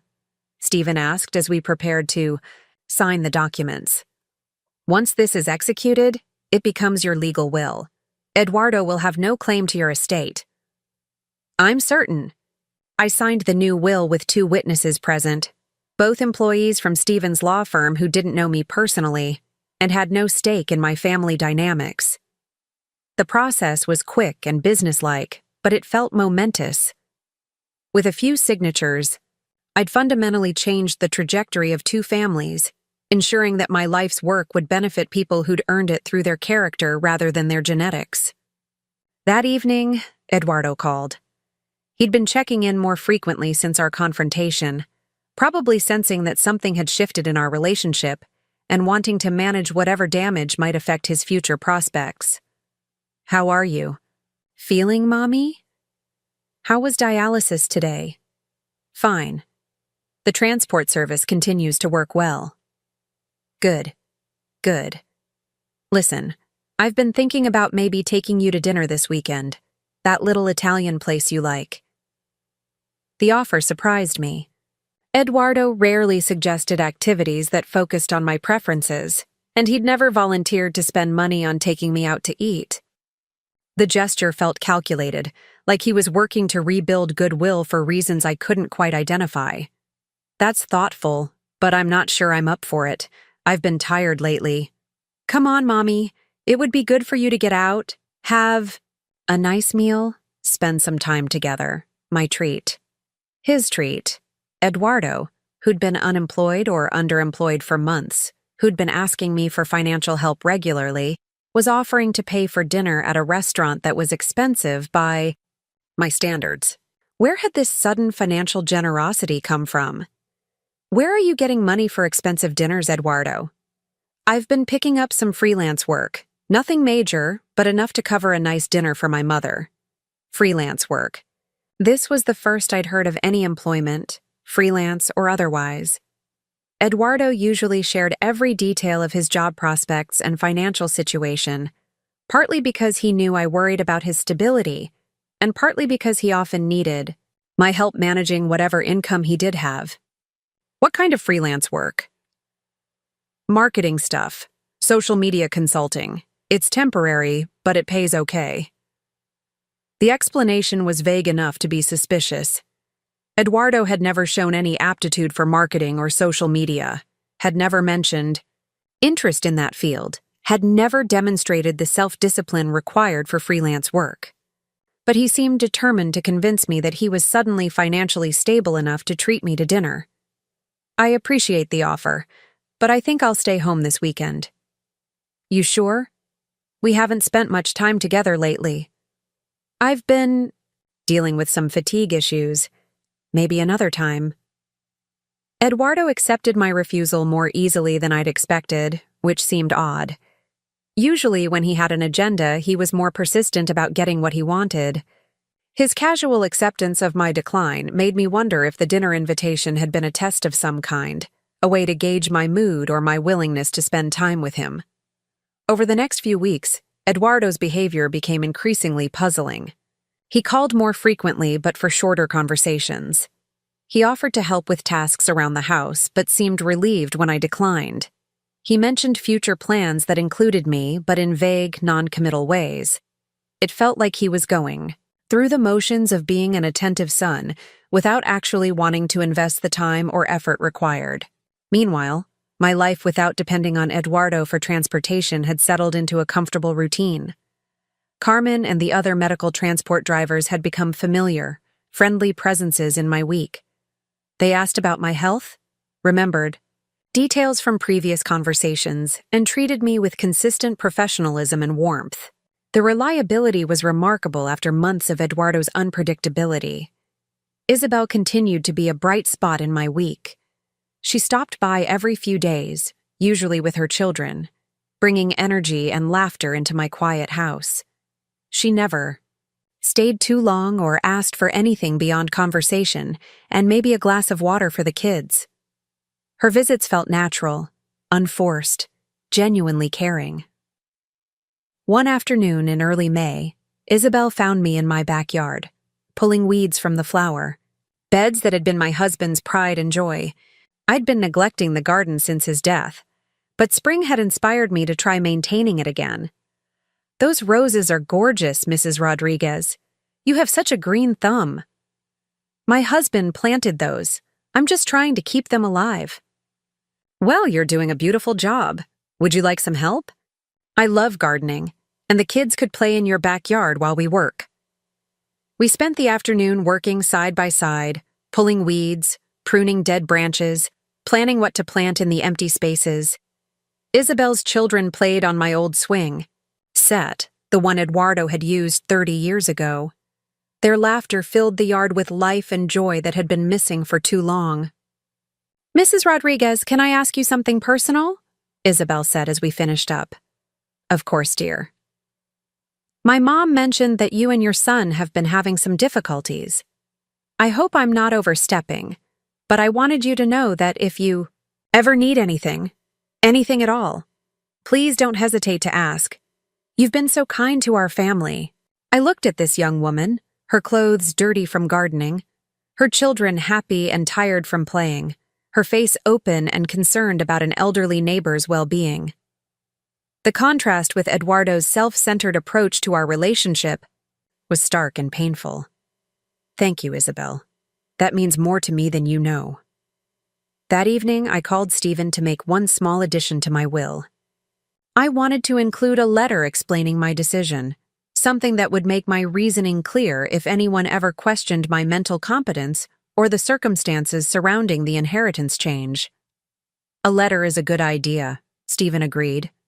It demonstrates that this decision was carefully considered, not impulsive or influenced by temporary emotions. I spent several evenings writing and rewriting the letter, trying to explain my choice in terms that would be fair to Eduardo while being honest about his behavior. I wrote about the dialysis incident, but also about the larger pattern of disrespect and unreliability. I wrote about Isabel's kindness, but also about her character and the positive impact the inheritance could have on her family. The hardest part was writing about love. Because I did love Eduardo, despite everything. But I'd finally learned that love without respect wasn't healthy for either of us. By continuing to enable his irresponsible behavior, by accepting his poor treatment of me, I'd been teaching him that love meant having no standards or boundaries. That wasn't love. That was codependency. In my letter, I wrote, I am not punishing Eduardo by removing him from my will. I am protecting my legacy by ensuring it goes to someone who will honor it. I am setting a boundary that says treating people poorly has consequences, even when those people love you unconditionally, especially when those people love you unconditionally. On one evening in late May, Eduardo showed up at my door unexpectedly. He seemed agitated, more energetic than usual, and he was dressed in his nice clothes again. The same outfit he'd worn on the day he'd abandoned me at dialysis. Mommy, I have great news. Remember that job opportunity I told you about? The car sales position? I remember you mentioning it. Well, they finally called me back. Not only do I have the job, but they're starting me at a higher commission rate than usual because of my experience and potential. Eduardo's excitement felt forced, performative. He was working too hard to convince me of something, but I wasn't sure what. That's wonderful, Eduardo. When do you start? Monday. But here's the thing, there's an opportunity to make even more money right away. They have this incentive program for new salespeople, but I need to invest some money up front to qualify for the higher commission structure. And there it was. The real reason for Eduardo's visit, for his excitement, for his sudden focus on our relationship over the past few weeks. He needed money, probably more money than he'd ever asked for before, and he'd been laying groundwork to ensure I'd be willing to provide it. How much money, Eduardo? $5,000. I know it sounds like a lot, but I'll be able to pay you back within 2 months, guaranteed. This job is going to change everything for me, Mommy. $5,000, more than Eduardo had ever asked for at one time, but not more than I could afford. 6 months ago, I probably would have said yes. I would have been so excited about Eduardo's apparent success, so hopeful that this job would finally stabilize his life, that I would have given him the money without hesitation. But now I saw the request differently. Eduardo had spent weeks rebuilding our relationship just enough to make this ask. He'd been more attentive, more considerate, more present, not because he'd genuinely changed, but because he'd been planning to request a substantial sum of money. The timing wasn't coincidental. Eduardo had been managing me, manipulating my emotions and expectations to set up this moment.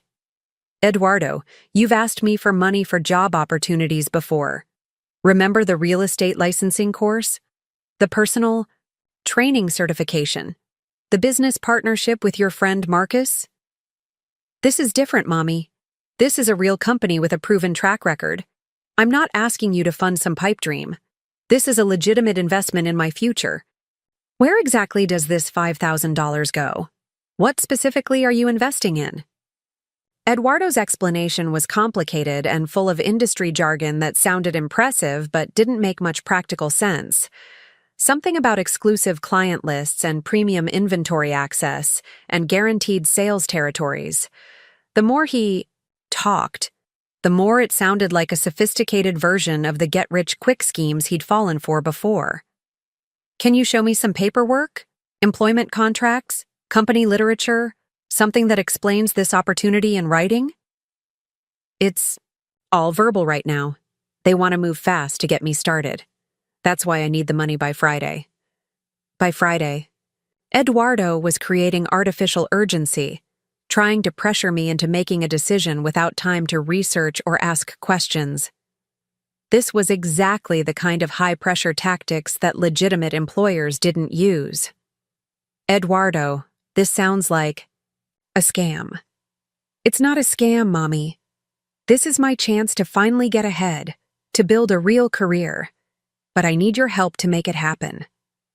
What happens if I say no? Eduardo's demeanor shifted, his enthusiasm fading into something harder, more calculating. I guess I'd have to find the money somewhere else. Maybe take out a loan, pay high interest rates, struggle to get ahead because my own mother wouldn't help me when I needed it most. There it was. The guilt trip, the emotional manipulation, the suggestion that my refusal to fund his questionable business opportunity would be a betrayal of our relationship. Eduardo was using my love for him as leverage to extract money for what sounded, increasingly, like a scam or pyramid scheme. Eduardo, if this opportunity is as good as you say it is, any legitimate lending institution would be happy to provide a $5,000 loan to someone with a guaranteed high-income job. Banks don't understand opportunities like this. They're conservative, slow, bureaucratic. By the time I got approved for a loan, the opportunity would be gone. Then maybe it's not the right opportunity. Eduardo stared at me with an expression I'd never seen before. Not disappointment or frustration or even anger. Something colder, more detached. Like he was seeing me clearly for the first time and didn't like what he saw. So that's it? After everything I've done for you, everything? I've sacrificed to take care of you. You're going to let me miss out on this chance because you don't trust my judgment. Everything he'd done for me. Everything he'd sacrificed. Eduardo was rewriting history, casting his minimal, unreliable assistance as enormous sacrifices that entitled him to whatever financial support he demanded. Eduardo, what exactly have you sacrificed to take care of me? I've spent hours every week driving you to dialysis. I've rearranged my schedule, missed opportunities, put your needs before my own. I could have moved to another city for better job prospects, but I stayed here to make sure you had family support. The revisionist history was breathtaking. Eduardo was describing a version of our relationship that bore no resemblance to reality, casting himself as a devoted caregiver who'd put his life on hold for my benefit. He seemed to genuinely believe this version of events, or at least he was committed to selling it as truth. Eduardo, you've been consistently late or absent for my medical appointments. You've treated driving me to dialysis like an inconvenience. That interfered with your more important priorities. You abandoned me at a medical facility for 3 hours because something else was more important to you. That was one time, and I apologized. It was the final time in a long pattern of putting your convenience before my needs. Eduardo was quiet for a moment, processing the fact that I wasn't backing down from my assessment of his behavior. He seemed to be recalculating his approach, trying to figure out how to get what he wanted when guilt and manipulation weren't working. Look, Mommy, maybe I haven't been perfect. Maybe I've made some mistakes. But this job opportunity is my chance to change all that. If you help me now, I'll be able to take better care of you. I'll be able to drive you to dialysis again, help with expenses, be the son you deserve. The promise was exactly what I would have wanted to hear 6 months ago. Eduardo was offering to return to providing transportation, to be more reliable, to prioritize my needs. But now I could see the offer for what it was, a transaction. Eduardo would provide better care if I provided financial investment in his latest scheme. His love and support were conditional on my willingness to fund his dreams. I'm not going to give you $5,000, Eduardo. Why not? You have the money. I know you have savings, investments, this house. $5,000 is nothing to you, but it's everything to me. It's not about the money, Eduardo. It's about what this request tells me about how you see our relationship. What do you mean? You've been more attentive over the past few weeks, calling more often, offering to spend time together, being nicer to me than you have in months. But it was all leading up to this request. You were managing my emotions, building up goodwill, so I'd be more likely to give you money when you asked. Eduardo's expression shifted again, and for a moment I saw something that might have been shame. But it passed quickly, replaced by defensiveness and anger.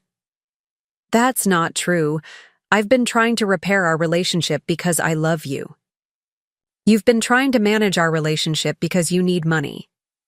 There's a difference. You know what, Mommy? Maybe you're right. Maybe I have been thinking about this request. But so what? I'm your son. I'm the person who's going to take care of you as you get older. Investing in my success is investing in your own future security. Eduardo, you haven't taken care of me. I've taken care of you. I pay half your rent. I provide meals and emotional support. I've funded your various career attempts and education goals. You provide minimal, unreliable transportation assistance and present it like you're making enormous sacrifices. I'm all you have, Mommy. Without me, you'd be completely alone. The words hit their intended target, triggering the fear that had kept me accepting Eduardo's poor treatment for years. The fear of abandonment, of isolation, of having no family support as I aged and became more vulnerable. Eduardo was threatening to remove even his inadequate presence from my life if I didn't fund his latest opportunity. But instead of the panic this threat would have caused 6 months ago, I felt something unexpected. Relief. Relief that Eduardo had finally said out loud what his behavior had been communicating for years. He saw our relationship as transactional, his presence in my life as a favor he provided in exchange for financial support. He'd finally admitted that his love and care were conditional on my willingness to pay for them. Eduardo, if giving you money is the price of having you in my life, then maybe I can't afford you anymore. The words surprised us both. I'd never spoken to Eduardo with such directness, such finality. I'd never suggested that our relationship might not be worth the cost it demanded. Eduardo stood up abruptly, his face flushed with anger and something that might have been panic. You don't mean that. I mean exactly that. I won't be manipulated or guilted into funding opportunities that sound like scams. I won't be threatened with abandonment for refusing to give you money. And I won't pretend that what we have is a healthy relationship when it's actually financial exploitation dressed up as family obligation. Fine. If that's how you feel, if that's how little you think of me, then maybe we do need some space from each other. Eduardo grabbed his keys from my coffee table and headed toward the door. At the threshold, he turned back with an expression of cold calculation that I'd never seen before. I hope you know what you're doing, Mommy. I hope you're not going to regret this decision when you're sitting alone in some nursing home with no family to visit you. And then he was gone, leaving me in the silence of my living room with the echo of his threat hanging in the air. But instead of the devastation I might have expected, I felt something surprising. Peace. For the first time in years, I'd set a clear boundary with Eduardo and held it even when he'd tried to manipulate me into backing down. I'd refused to be extorted for his affection, refused to pay for the privilege of being treated poorly by my own son. That night, I called Stephen Morrison.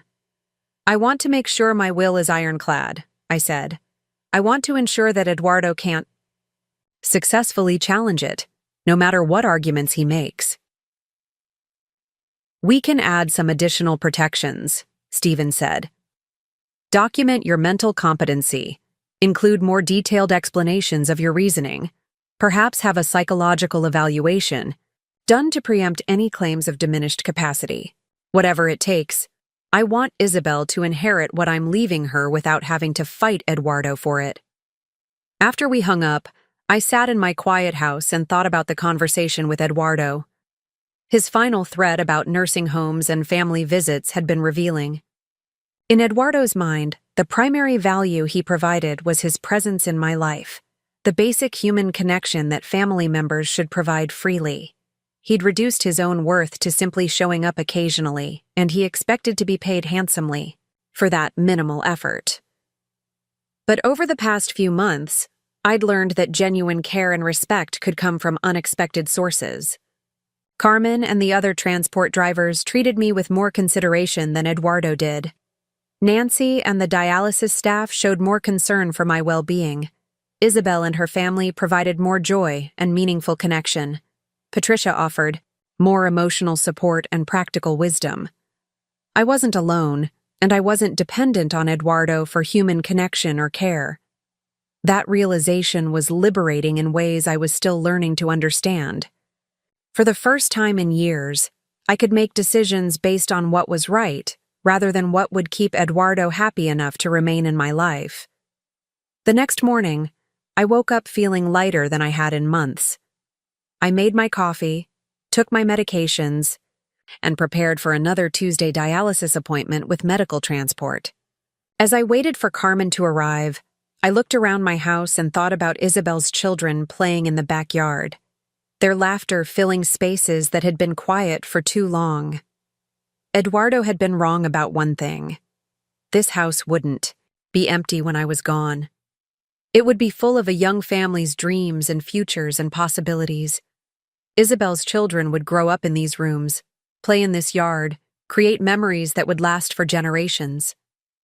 My life's work would continue through their lives, creating ripples of positive impact that Eduardo never could have achieved. That felt like exactly the kind of legacy I wanted to leave behind. 6 months had passed since Eduardo's angry departure from my house, 6 months since his threat about nursing homes and family visits. The silence between us had stretched longer than any previous disagreement, but instead of the loneliness I'd feared, I'd discovered something unexpected: contentment. My life had simplified in ways I hadn't anticipated, and the constant stress of managing Eduardo's moods and needs had lifted like a weight I'd carried for so long I'd forgotten what it felt like to be without it. The medical transport service had become as routine as breathing. Carmen picked me up every Tuesday and Saturday, while Robert handled Thursdays. They knew my schedule, my preferences, my medical needs. Carmen always brought an extra sweater, because she remembered I got cold during treatments. Robert always arrived 5 minutes early because he knew I worried about being late. Their reliability had become something I could count on absolutely, which was a luxury I'd never experienced with Eduardo. My relationship with Isabel and her family had deepened naturally over the months. She stopped by twice a week now, sometimes with the children, sometimes alone when they were at school or daycare. We'd developed an easy friendship that felt genuine and unforced.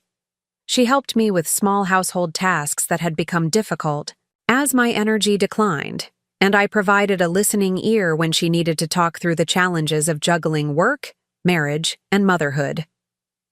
Isabel never asked about Eduardo, though I suspected her mother had filled her in on some of the details. She was too polite and too kind to pry into family conflicts that didn't involve her directly. But I could see her noticing things: my improved mood, my reduced anxiety around treatment days, my willingness to make plans and commitments without constantly checking with someone else first. Dr. Martinez had noticed changes too. During our monthly consultations, he'd commented on my improved emotional state, my better compliance with medication schedules, my more positive outlook about treatment and long-term health management. Stress reduction can have significant impacts on dialysis patients, he'd told me. Whatever changes you've made in your life seem to be working well for your overall health. I hadn't told him about the situation with Eduardo, but I suspected he'd seen enough family dynamics over the years to understand that sometimes the most stressful relationships are the ones we feel most obligated to maintain. It was October, when my health took an unexpected turn. I'd been feeling more tired than usual after treatments, experiencing some dizziness and shortness of breath that hadn't been typical for me. Initially, I attributed it to the changing seasons, the shorter days, the natural fluctuations that came with managing kidney disease. But when the symptoms persisted and worsened, Dr. Martinez ordered additional tests. The results weren't what any of us had hoped for. My kidney function had declined significantly over the past few months, and there were signs of cardiovascular stress that suggested my body was struggling more than usual with the demands of dialysis. Dr. Martinez was careful not to be alarmist, but his message was clear. We needed to have serious conversations about long-term care planning and end-of-life preferences. "How long are we talking about?" I asked, sitting in his office on a Thursday afternoon in late October. "It's difficult to predict exactly. Could be months, could be a year or more. A lot depends on how well your body responds to some adjustments we can make to your treatment protocol. But Maria, I think it's important that you start having conversations with your family about what you want your care to look like going forward." Family. Dr. Martinez didn't know about the estrangement with Eduardo, didn't understand that my family situation had become complicated in ways that couldn't be easily explained. He was operating under the assumption that I had loving relatives who would rally around me during this difficult time, people who would help me navigate the medical and emotional challenges ahead. "I'll think about what you've said," I told him. That evening, I sat in my living room with a cup of tea and really processed what Dr. Martinez had told me. My time was limited, more limited than I'd expected.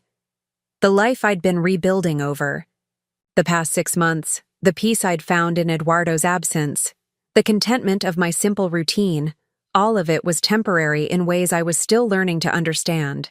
But instead of panic or despair, I felt a strange sense of completion.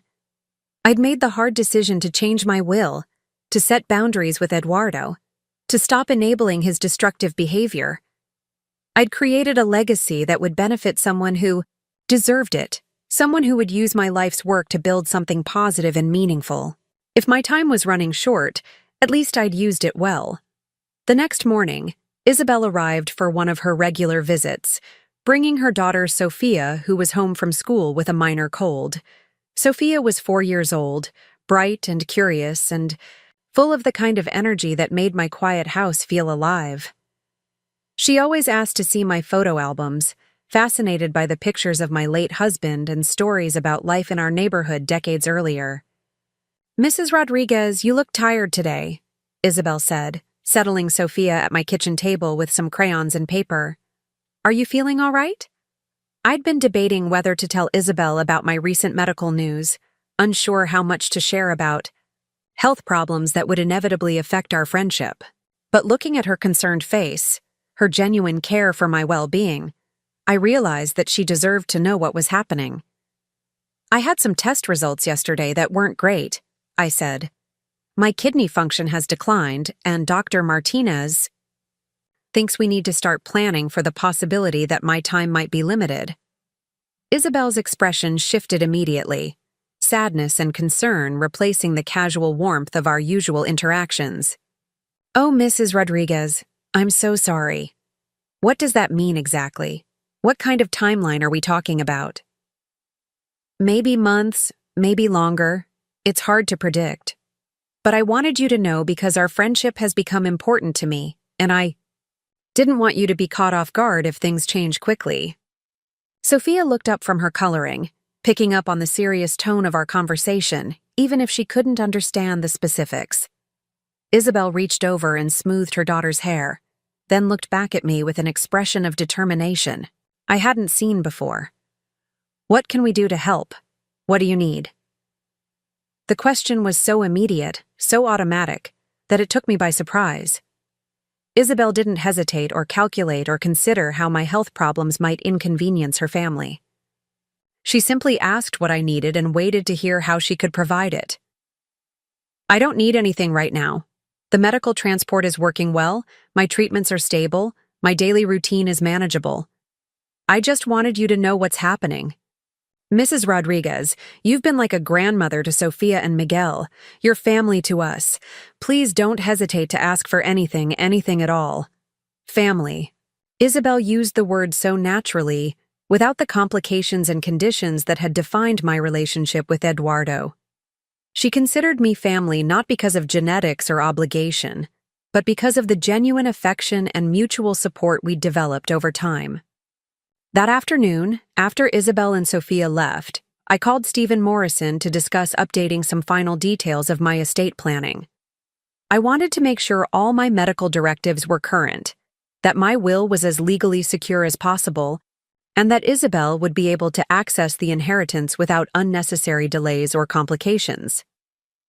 Given your health situation, we should also consider setting up some immediate support for you, Stephen suggested. Power of attorney arrangements? Someone who can help make medical decisions if you become unable to advocate for yourself. The conversation reminded me that there were practical aspects of aging and declining health that I hadn't fully considered.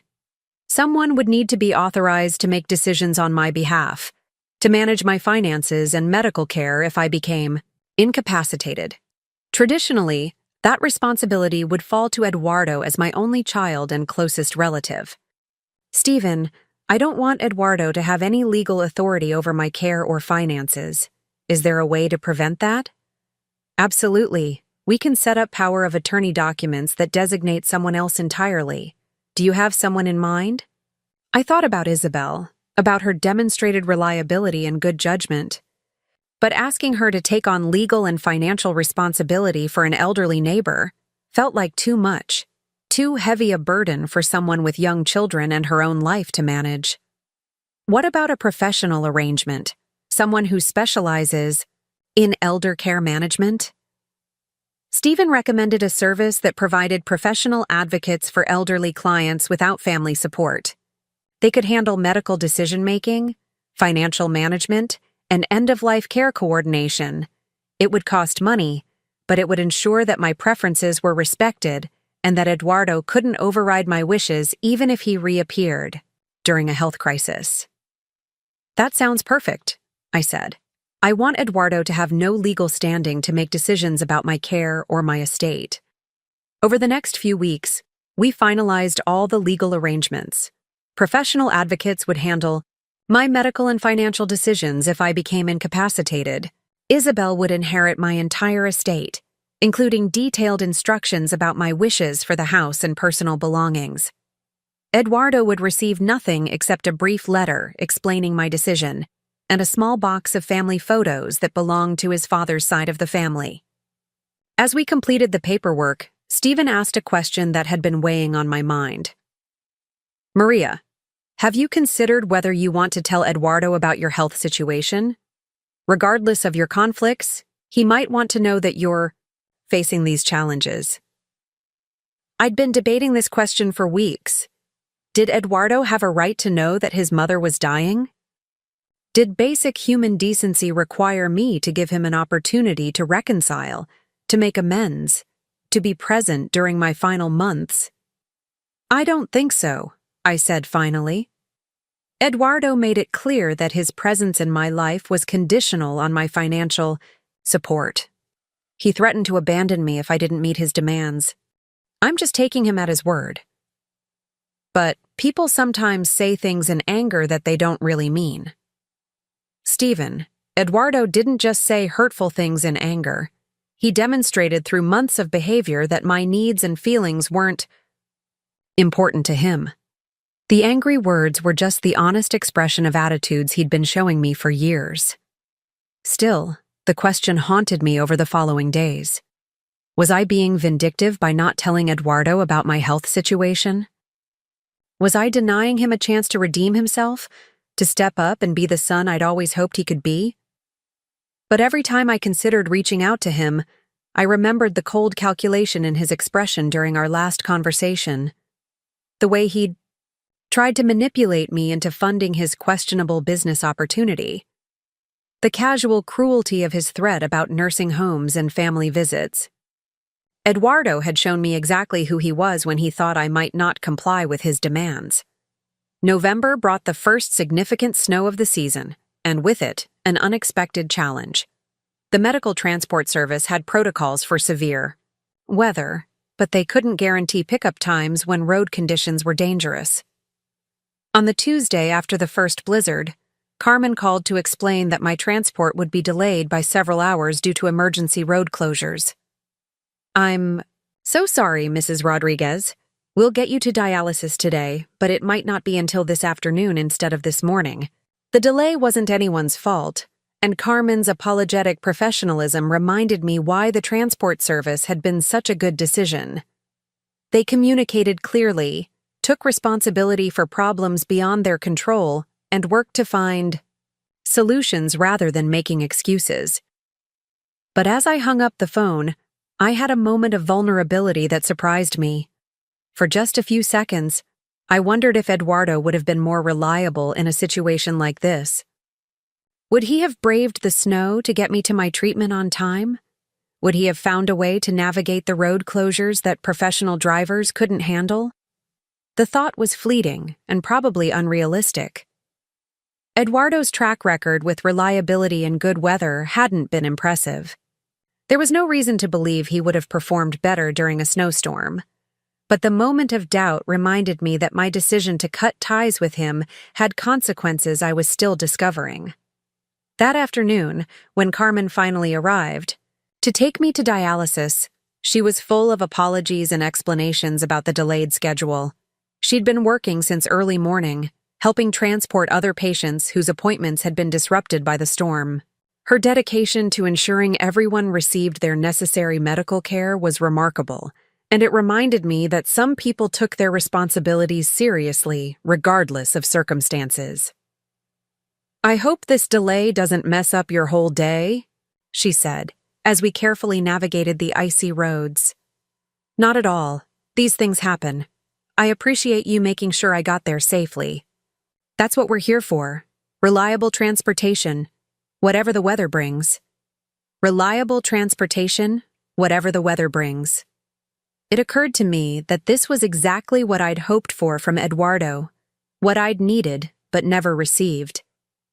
Basic reliability, professional competence, follow-through regardless of circumstances. Carmen, who was paid to provide a service, understood these expectations better than my own son had. December arrived with news that I'd been expecting but wasn't fully prepared for. Dr. Martinez called to say that my latest test results showed continued decline, and he wanted to schedule a meeting to discuss transitioning to comfort care rather than aggressive treatment. My kidneys were failing more rapidly than anticipated, and my body wasn't responding well to the increased demands of more frequent dialysis. "How much time?" I asked. "Probably weeks rather than months. I'm sorry, Maria. I know this isn't what we were hoping for. Weeks rather than months." The timeline had accelerated beyond what any of us had expected. I would need to make final arrangements quickly, ensure that Isabel understood what was coming, prepare for an end that was approaching faster than I'd planned. That evening, Isabel arrived for one of her regular visits, bringing both children, and a container of soup she'd made. Miguel, her 6-year-old son, immediately headed for my bookshelf where I kept a collection of children's stories, while Sophia settled at my kitchen table with her ever-present art supplies.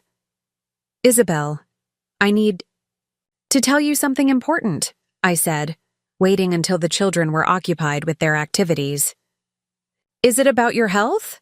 You've seemed more tired lately." "Yes, Dr. Martinez thinks I only have a few weeks left. My kidneys are failing faster than expected, and my body isn't handling the treatments well anymore." Isabel's face went through a series of emotions: shock, sadness, denial, and finally a kind of resigned acceptance that reminded me she'd probably been preparing for this possibility since our conversation in October. "What can we do? How can we help you through this?" Again, her immediate response was to ask how she could provide support rather than focusing on how my situation would affect her family. Isabel's generosity of spirit was consistent and remarkable. Exactly the kind of character that had convinced me she deserved to inherit my estate. I don't want to be a burden on your family during this time. Mrs. Rodriguez, you could never be a burden. You've been nothing but kind to us. Let us return some of that kindness now. Over the next hour, we talked about practical arrangements. Isabel insisted that I shouldn't spend my final weeks alone, and she offered to coordinate a schedule of visits that would ensure someone was checking on me daily. She wanted to help with grocery shopping, meal preparation, medication management, any tasks that were becoming difficult for me. What about your son? She asked gently. Should we try to contact him? I'd been dreading this question, but had known it would come eventually. Isabel was too caring, too family-oriented, to understand why I wouldn't want my only child present during my final weeks. Eduardo and I haven't spoken in months. We had a significant disagreement, and he made it clear that he didn't want to maintain our relationship unless I met certain financial demands. But surely, if he knew how serious your condition is. Isabel, I appreciate your generous heart, but Eduardo had many opportunities to show me love and respect. He chose not to take those opportunities. I'm not going to chase after him. Now, hoping he'll suddenly become the son I always wanted him to be, Isabel nodded, though I could see she didn't fully understand my decision. From her perspective, family reconciliation was always worth pursuing, especially when time was running short. But she respected my choice without arguing or trying to convince me otherwise. That night, I lay in bed thinking about Eduardo, wondering where he was and what he was doing. Was he working at the car sales job he'd described, or had that opportunity fallen through like so many others? Was he still living in the apartment I'd been helping to pay for, or had his financial situation forced him to make other arrangements? Did he ever think about me, wonder how I was managing without his sporadic assistance? The questions were painful because they reminded me that despite everything, I still loved him. I still hoped he was well, still worried about his future, still wished our relationship could have been different. But love without respect wasn't sustainable, and hope without evidence was just wishful thinking. Eduardo had shown me clearly what our relationship meant to him, what value he placed on my well-being versus his own convenience. Believing that my approaching death would somehow transform him into a loving, reliable son was probably naive. More likely, he would reappear, hoping to reconcile just long enough to ensure he received an inheritance he felt entitled to. Christmas was approaching, and Isabel asked if I wanted to spend the holiday with her family. The invitation was genuine and heartfelt, but I declined. I wanted to spend what might be my last Christmas quietly, reflecting on my life and the choices I'd made. Isabel respected my decision but insisted on bringing Christmas dinner to my house so I wouldn't be completely alone. "You've become family to us," she said. "Family doesn't spend Christmas alone." On Christmas morning, Isabel arrived with her husband Carlos and the children, carrying containers of food and wrapped presents that I hadn't expected. They'd brought me a photo album filled with pictures from our friendship over the past year. Images of the children playing in my backyard, family gatherings where I'd been included, moments of connection and joy that I'd treasured, but hadn't realized were being documented. "We wanted you to see how much you've meant to our family," Isabel explained as I turned through the pages. "You've been like a grandmother to Sophia and Miguel, like a mother to me when I needed guidance and support." The album was one of the most thoughtful gifts I'd ever received, a tangible reminder that my life had mattered to people who would remember me with love and gratitude. Looking at the pictures, seeing the genuine happiness on everyone's faces, I felt a peace about my legacy that I'd never experienced before. That afternoon, as we sat around my dining room table sharing Christmas dinner, I watched Isabel's family and felt profound gratitude for the unexpected blessing they'd become in my life. Sophia and Miguel called me abuela, grandmother, and treated me with the natural affection of children who'd always known love and security. Carlos spoke to me with respectful warmth, including me in conversations about neighborhood changes and local politics like my opinions mattered.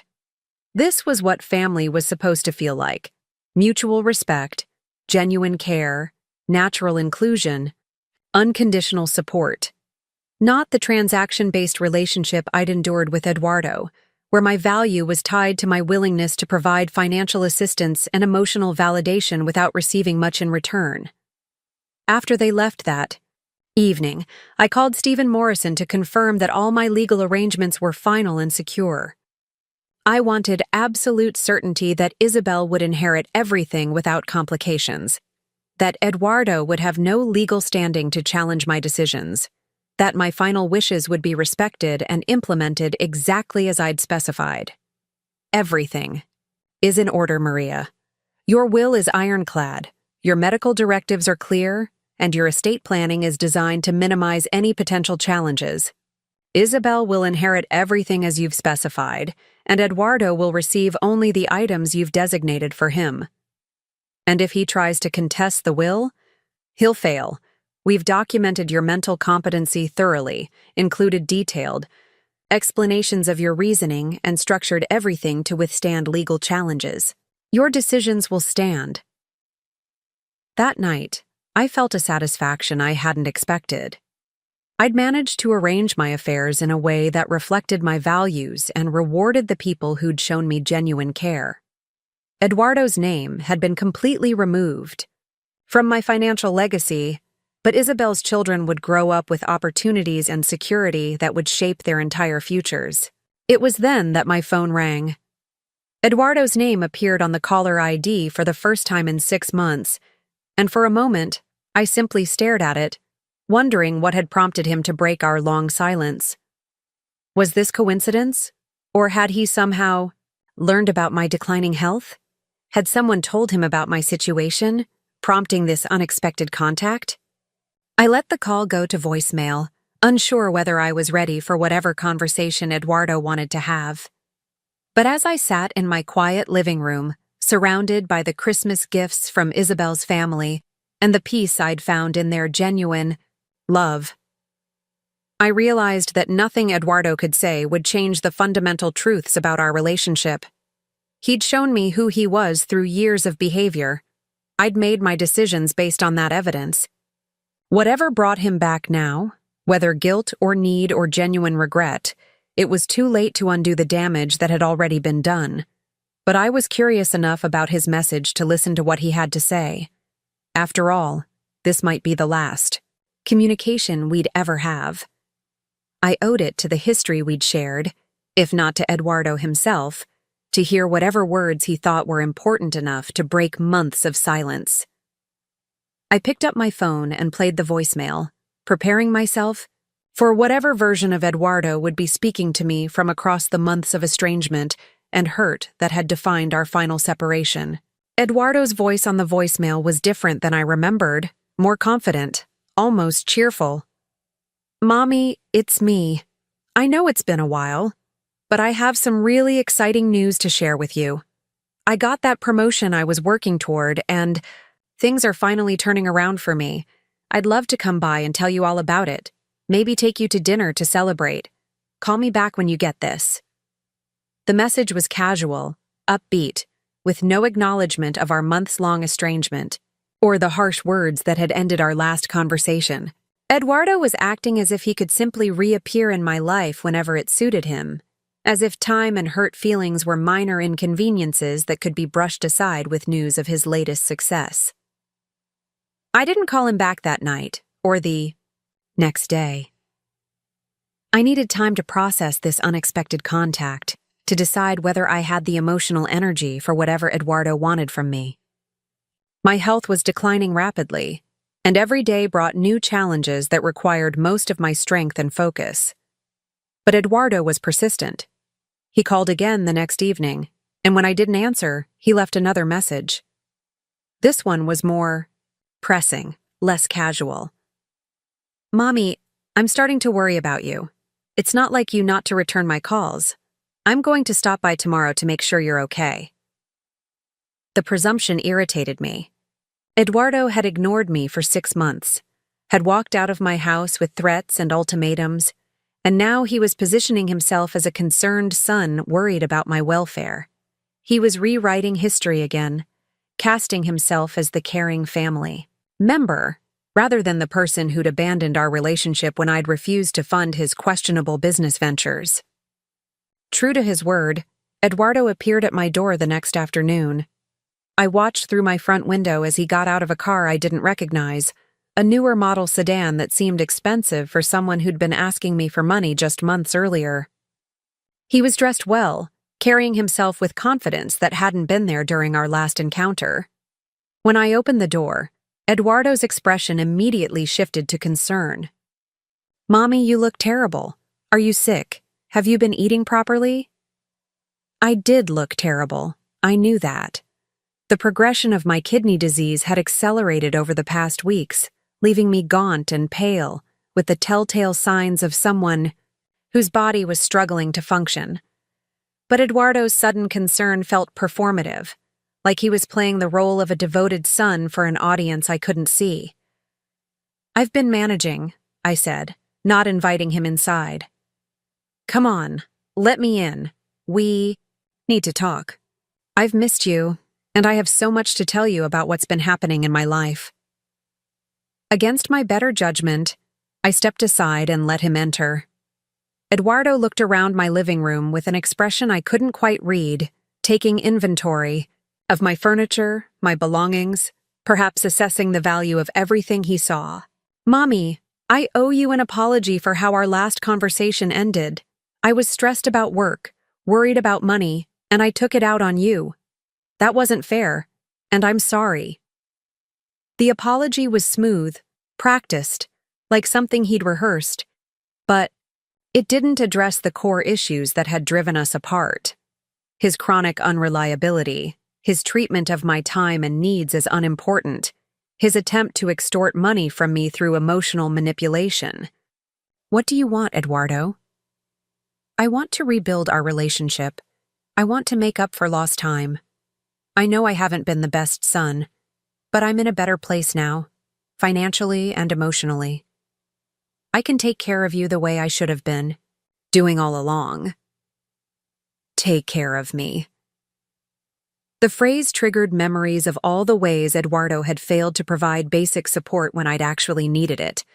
The dialysis appointments where he'd been hours late, the promises he'd broken, the casual disregard for my well-being that had characterized our relationship for years. "Eduardo, what's really going on? Why are you here now, after 6 months of silence?" "I told you, I missed you. I realized that family is more important than money or career success. I want us to be close again."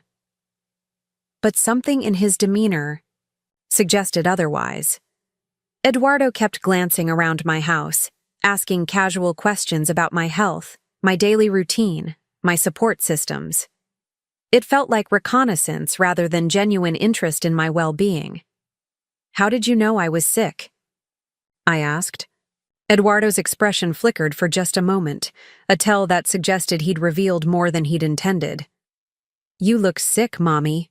Anyone can see that. Have you been getting proper medical care?" "Who told you about my health situation?" "Nobody told me anything. I can see with my own eyes that you're not well. That's why I'm here, to help you through whatever you're dealing with." But I didn't believe him. Eduardo's sudden reappearance, his confident demeanor, his expensive car, his claim of professional success, all of it felt too convenient to be coincidental. Someone had told him about my declining health, and he'd calculated that this was the right time to re-establish contact. Over the next hour, Eduardo shared details about his supposed career advancement, his financial improvement, his newfound maturity and responsibility. But the stories didn't quite add up. The timeline was vague, the specifics were contradictory, and his explanations raised more questions than they answered. "I'm actually doing so well now that I can help you with expenses," he said. "Medical bills, household costs, whatever you need. I know things have been tight for you since you started using that transport service instead of letting me drive you to dialysis." The offer revealed his real motivation. Eduardo thought I was struggling financially, probably assumed that my medical expenses had depleted my savings. He was positioning himself as my financial savior, creating a scenario where I would be grateful for his support and presumably inclined to restore his inheritance. I'm managing my expenses fine, Eduardo. But medical transport is expensive, and your insurance probably doesn't cover everything. Let me help. It's the least I can do after being absent for so long. Why do you think I need financial help? Eduardo seemed genuinely surprised by the question. Well, you're elderly. You have serious health problems. You're living on a fixed income. Most people in your situation struggle with medical expenses. Most people in your situation. Eduardo was making assumptions about my financial status based on stereotypes about elderly dialysis patients. He didn't actually know anything about my savings, my investments, or my insurance coverage. He was operating on guesswork and wishful thinking. Eduardo, I need to rest. This conversation is tiring me out. Of course. But before I go, I want you to know that I'm here for you now. Whatever you need, whenever you need it. I can drive you to dialysis again, help with shopping, handle any paperwork or medical decisions that are getting overwhelming. Medical decisions. Eduardo was positioning himself to resume decision-making authority in my life, probably hoping to regain influence over my care and finances. But I'd already made legal arrangements that excluded him entirely from those responsibilities. I have everything handled, but thank you for the offer. Mommy, don't be so independent. Let your son take care of you. That's what family is for. After Eduardo left, promising to check on me again soon, I sat in my living room trying to process the conversation. Something about his visit felt orchestrated, calculated.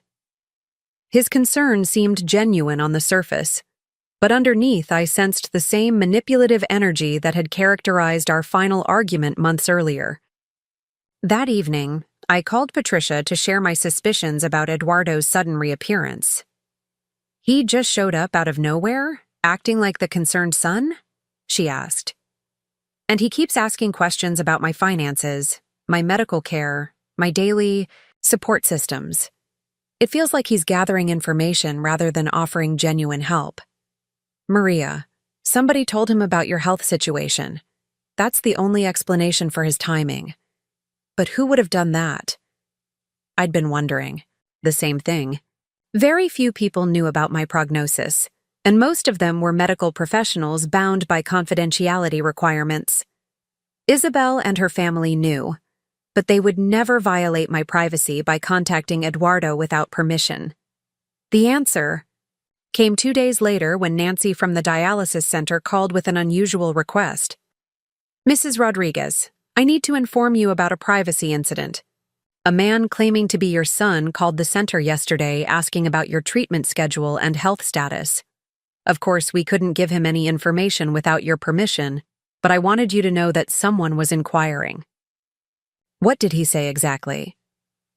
He said he'd been out of touch with you for a while due to work travel, and he was trying to reconnect. He wanted to know if you were still receiving treatment here, what your current condition was, whether you had reliable transportation. Our policy is to not confirm or deny anything about patients without written authorization. Did he give you his name? Eduardo Rodriguez. He said he was your son and provided some personal details that seemed accurate, but we still couldn't release any information. So Eduardo had been fishing for information through official channels, trying to confirm details about my health and treatment status. His casual questions during our recent conversation made more sense now. He'd been testing what I would voluntarily share against what he'd been unable to learn through other sources. But if the dialysis center hadn't given him information, how had he learned about my declining health? Someone else had to be his source, someone with access to details about my prognosis and timeline. The mystery was solved when Carmen mentioned something during my next transport to dialysis. "Mrs. Rodriguez, I hope it's okay that I mentioned you to my cousin. She works at Valley General Hospital, and when I told her about some of my regular patients, she recognized your name from some medical records she'd processed." Valley General was where Dr. Martinez had ordered my recent tests, where the results had been analyzed that revealed my accelerated decline. Carmen's cousin had access to medical records and had apparently shared information about my condition with family members. "What exactly did she tell you?" I asked. "Just that your test results had been concerning, that you were probably facing some difficult decisions about your care. I hope I didn't overstep by discussing your situation with family." Carmen hadn't overstepped, but her innocent conversation with her cousin had created a chain of information that somehow reached Eduardo. Medical records weren't supposed to be discussed casually, but human nature made absolute confidentiality difficult to maintain. The important question now was what Eduardo planned to do with the information he'd gathered. His visit had been exploratory, testing my willingness to reconcile and my current support systems, but I suspected he would be back with more specific demands or requests once he'd processed what he'd learned. I didn't have to wait long to find out. Eduardo called that weekend with a proposal that revealed his true motivation for re-establishing contact.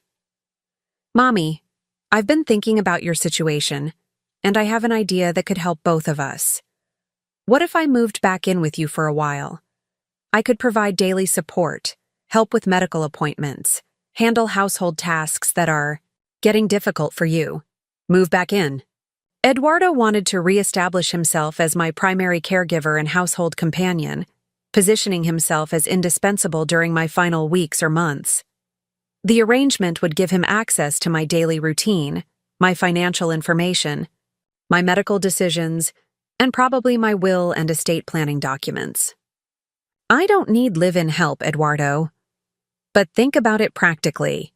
You're getting sicker, you're living alone, you're depending on strangers for transportation and support. Wouldn't it be better to have family taking care of you? The arrangements I have are working fine. But what happens when they're not enough anymore? What happens when you need help in the middle of the night, or when you have a medical emergency? I could be there for all of that.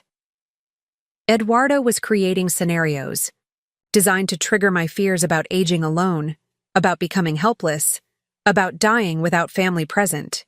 He was offering to solve problems that didn't currently exist in exchange for access to my life and probably my estate. "I'll consider your offer," I said, wanting to end the conversation without committing to anything. "Don't wait too long to decide, Mommy. Your health isn't going to improve, and these support systems you're relying on might not be reliable when things get really difficult." After we hung up, I realized that Eduardo's strategy was becoming clear. He planned to re-establish himself as my caregiver, demonstrate his devotion during my final months, and position himself as the natural inheritor of my estate. He probably assumed that my anger about our previous conflicts would fade as my health declined, that my need for family support would override my concerns about his past behavior. But Eduardo had miscalculated. I'd already made my decision about him and my estate. His sudden return to my life, motivated by knowledge of my approaching death, only confirmed that I'd been right to remove him from my will. He wasn't offering genuine care or support. He was making a calculated investment in his expected inheritance. That night, I called Stephen Morrison one final time. "I want to add a codicil to my will," I said. "Something that addresses Eduardo's recent contact and makes my reasoning even more explicit." "What kind of codicil?" "I want to document his 6-month absence, his sudden reappearance after learning about my health situation, and his transparent attempt to position himself for inheritance benefits. I want any court that reviews this will to understand exactly what kind of person Eduardo is." Stephen drafted the codicil over the next few days, creating a legal record of Eduardo's behavior that would make any challenge to my will virtually impossible. The document detailed his abandonment of our relationship, his threats and ultimatums, his suspicious return after learning about my health crisis, and his obvious financial motivations. This should eliminate any possibility that Eduardo could successfully contest your will, Stephen assured me. You've documented his character and motivations so thoroughly that no court would side with him over your clearly stated wishes. 2 weeks later, on a Tuesday morning in early January, I didn't wake up. Carmen found me when she arrived for my regularly scheduled transport to dialysis. I'd died peacefully in my sleep, exactly the kind of quiet, dignified end I'd hoped. 4. Eduardo received the call about my death from the hospital, since he was listed as my emergency contact despite our estrangement. He arrived at my house within hours, probably expecting to find grief-stricken neighbors who would welcome his support and assistance during the difficult time ahead. Instead, he found Isabel and her family cleaning out my personal belongings, according to detailed instructions I'd left about how my possessions should be distributed. Isabel greeted him politely but coolly, clearly uncomfortable with the family dynamics she didn't fully understand. "I'm so sorry for your loss," she said. "Your mother was a wonderful woman who meant a great deal to our family." "Thank you. I appreciate everything you've done for her, but I can handle things from here. I'm her son, so I'll be taking care of all the arrangements." Actually, Mrs. Rodriguez left very specific instructions about her final arrangements. Everything has been handled according to her wishes. Eduardo looked confused, probably expecting to find chaos and grief that he could step in to manage. Instead, he found organized efficiency that didn't require his input or assistance. "What do you mean everything has been handled?" "The funeral arrangements, the estate management, the distribution of personal items. Your mother was very thorough in her planning." That afternoon, Eduardo received a call from Stephen Morrison requesting his presence at the reading of my will. Eduardo probably expected this moment, had probably been planning for it during his recent attempts to reconcile with me. He arrived at Stephen's office confident that he would inherit my house, my savings, my investments, everything I'd accumulated over a lifetime of work and saving. Stephen read the will aloud in a conference room that included Eduardo, Isabel, and her family, Patricia, and the professional advocates I'd designated to handle my final affairs. Eduardo listened with growing shock as Stephen explained that my entire estate would go to Isabel, that Eduardo would receive only my wedding ring from his father and a box of family photographs. "This can't be right," Eduardo said when Stephen finished reading. "She's my mother. I'm her only child. There must be some mistake." "There's no mistake, Eduardo. Your mother was very clear about her intentions, and she documented her reasoning thoroughly." Stephen handed Eduardo a sealed envelope containing the letter I'd written explaining my decision. Eduardo read it in silence, his expression shifting from shock to anger to something that looked like panic. The letter detailed his abandonment of me at the dialysis center, his pattern of unreliability and disrespect, his threats when I'd refused to fund his questionable business ventures, and his transparent attempt to reconcile only after learning about my terminal diagnosis. I'd explained that removing him from my will wasn't punishment, but recognition that he'd never demonstrated the character or reliability required to handle a significant inheritance responsibly. "I'm going to contest this," Eduardo said, crumpling the letter in his fist. "This will was made under duress, or she wasn't mentally competent, or someone influenced her improperly. No mother would disinherit her only child without being manipulated." Stephen calmly explained the legal protections we'd built into my estate planning, the mental competency evaluations, the detailed documentation of my reasoning, the witness statements, the codicil addressing Eduardo's recent behavior. Eduardo's chances of successfully contesting the will were essentially zero. "Besides," Stephen added, "your mother included provisions that anyone who challenges the will forfeits even the small bequests designated for them. If you contest this document, you'll receive nothing at all." Eduardo left Stephen's office in a rage, threatening legal action and making accusations about undue influence and family manipulation.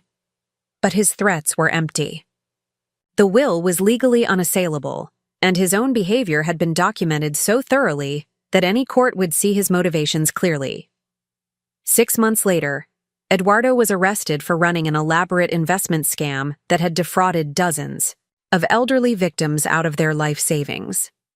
The luxury car sales job had been a cover for his real work, targeting elderly people with fake investment opportunities, high-pressure sales tactics, and promises of guaranteed returns. The day I'd been abandoned at the dialysis center, Eduardo hadn't been at a job interview. He'd been at the Riverside Casino, gambling away money he'd stolen from his elderly victims, celebrating what he thought would be his biggest score yet. The 3 hours I'd spent waiting for him had been 3 hours he'd spent at slot machines and poker tables, literally gambling while his mother sat alone in a medical facility. The security footage from the casino that day showed Eduardo laughing, drinking, winning, and losing thousands of dollars while I waited for him to remember that he had a responsibility to pick me up. The footage was used as evidence in his criminal trial, demonstrating his callous disregard for even basic human decency. Isabel used the inheritance to buy a larger house with a good school district for her children, to establish college funds for Sofia and Miguel, and to start a nonprofit organization providing transportation assistance for elderly dialysis patients. The money I'd worked a lifetime to accumulate was creating opportunities and solving problems that would benefit people for generations. Eduardo received a 7-year prison sentence for elder abuse and fraud. He'd targeted people like me, elderly individuals with limited family support and significant assets, convincing them to invest their savings in fake opportunities that existed only to enrich him. The cruel irony was that he'd had access to a legitimate inheritance worth more than he'd stolen from all his victims combined. But his greed and sense of entitlement had cost him everything. From my perspective, watching all of this unfold from whatever place we go when our earthly lives end, I felt vindicated in my decision. Eduardo had shown me exactly who he was through his actions, and I'd believed him. The inheritance I'd left to Isabel was creating exactly the kind of positive impact I'd hoped for, while Eduardo faced the consequences of choices that revealed his true character. Sometimes the people who claim to love us are the ones who hurt us most. Sometimes family members are the least trustworthy people in our lives. And sometimes the most important thing we can do is protect our legacy from those who would waste it, ensuring that our life's work benefits people who will honor it rather than squander it. I'd dialyzed Eduardo's name right out of my will, and, in doing so, I'd finally set the boundary that should have been set years earlier. Love without respect isn't love at all. It's manipulation, exploitation, and emotional abuse disguised as family obligation. The most loving thing I ever did for Eduardo was to stop enabling his destructive behavior, even if he was too selfish to understand that lesson. My story isn't about revenge or punishment. It's about recognizing that we teach people how to treat us, and sometimes the most important lesson we can teach is that poor treatment has consequences. Even when that lesson comes too late for the teacher, it might not be too late for everyone else who hears the story.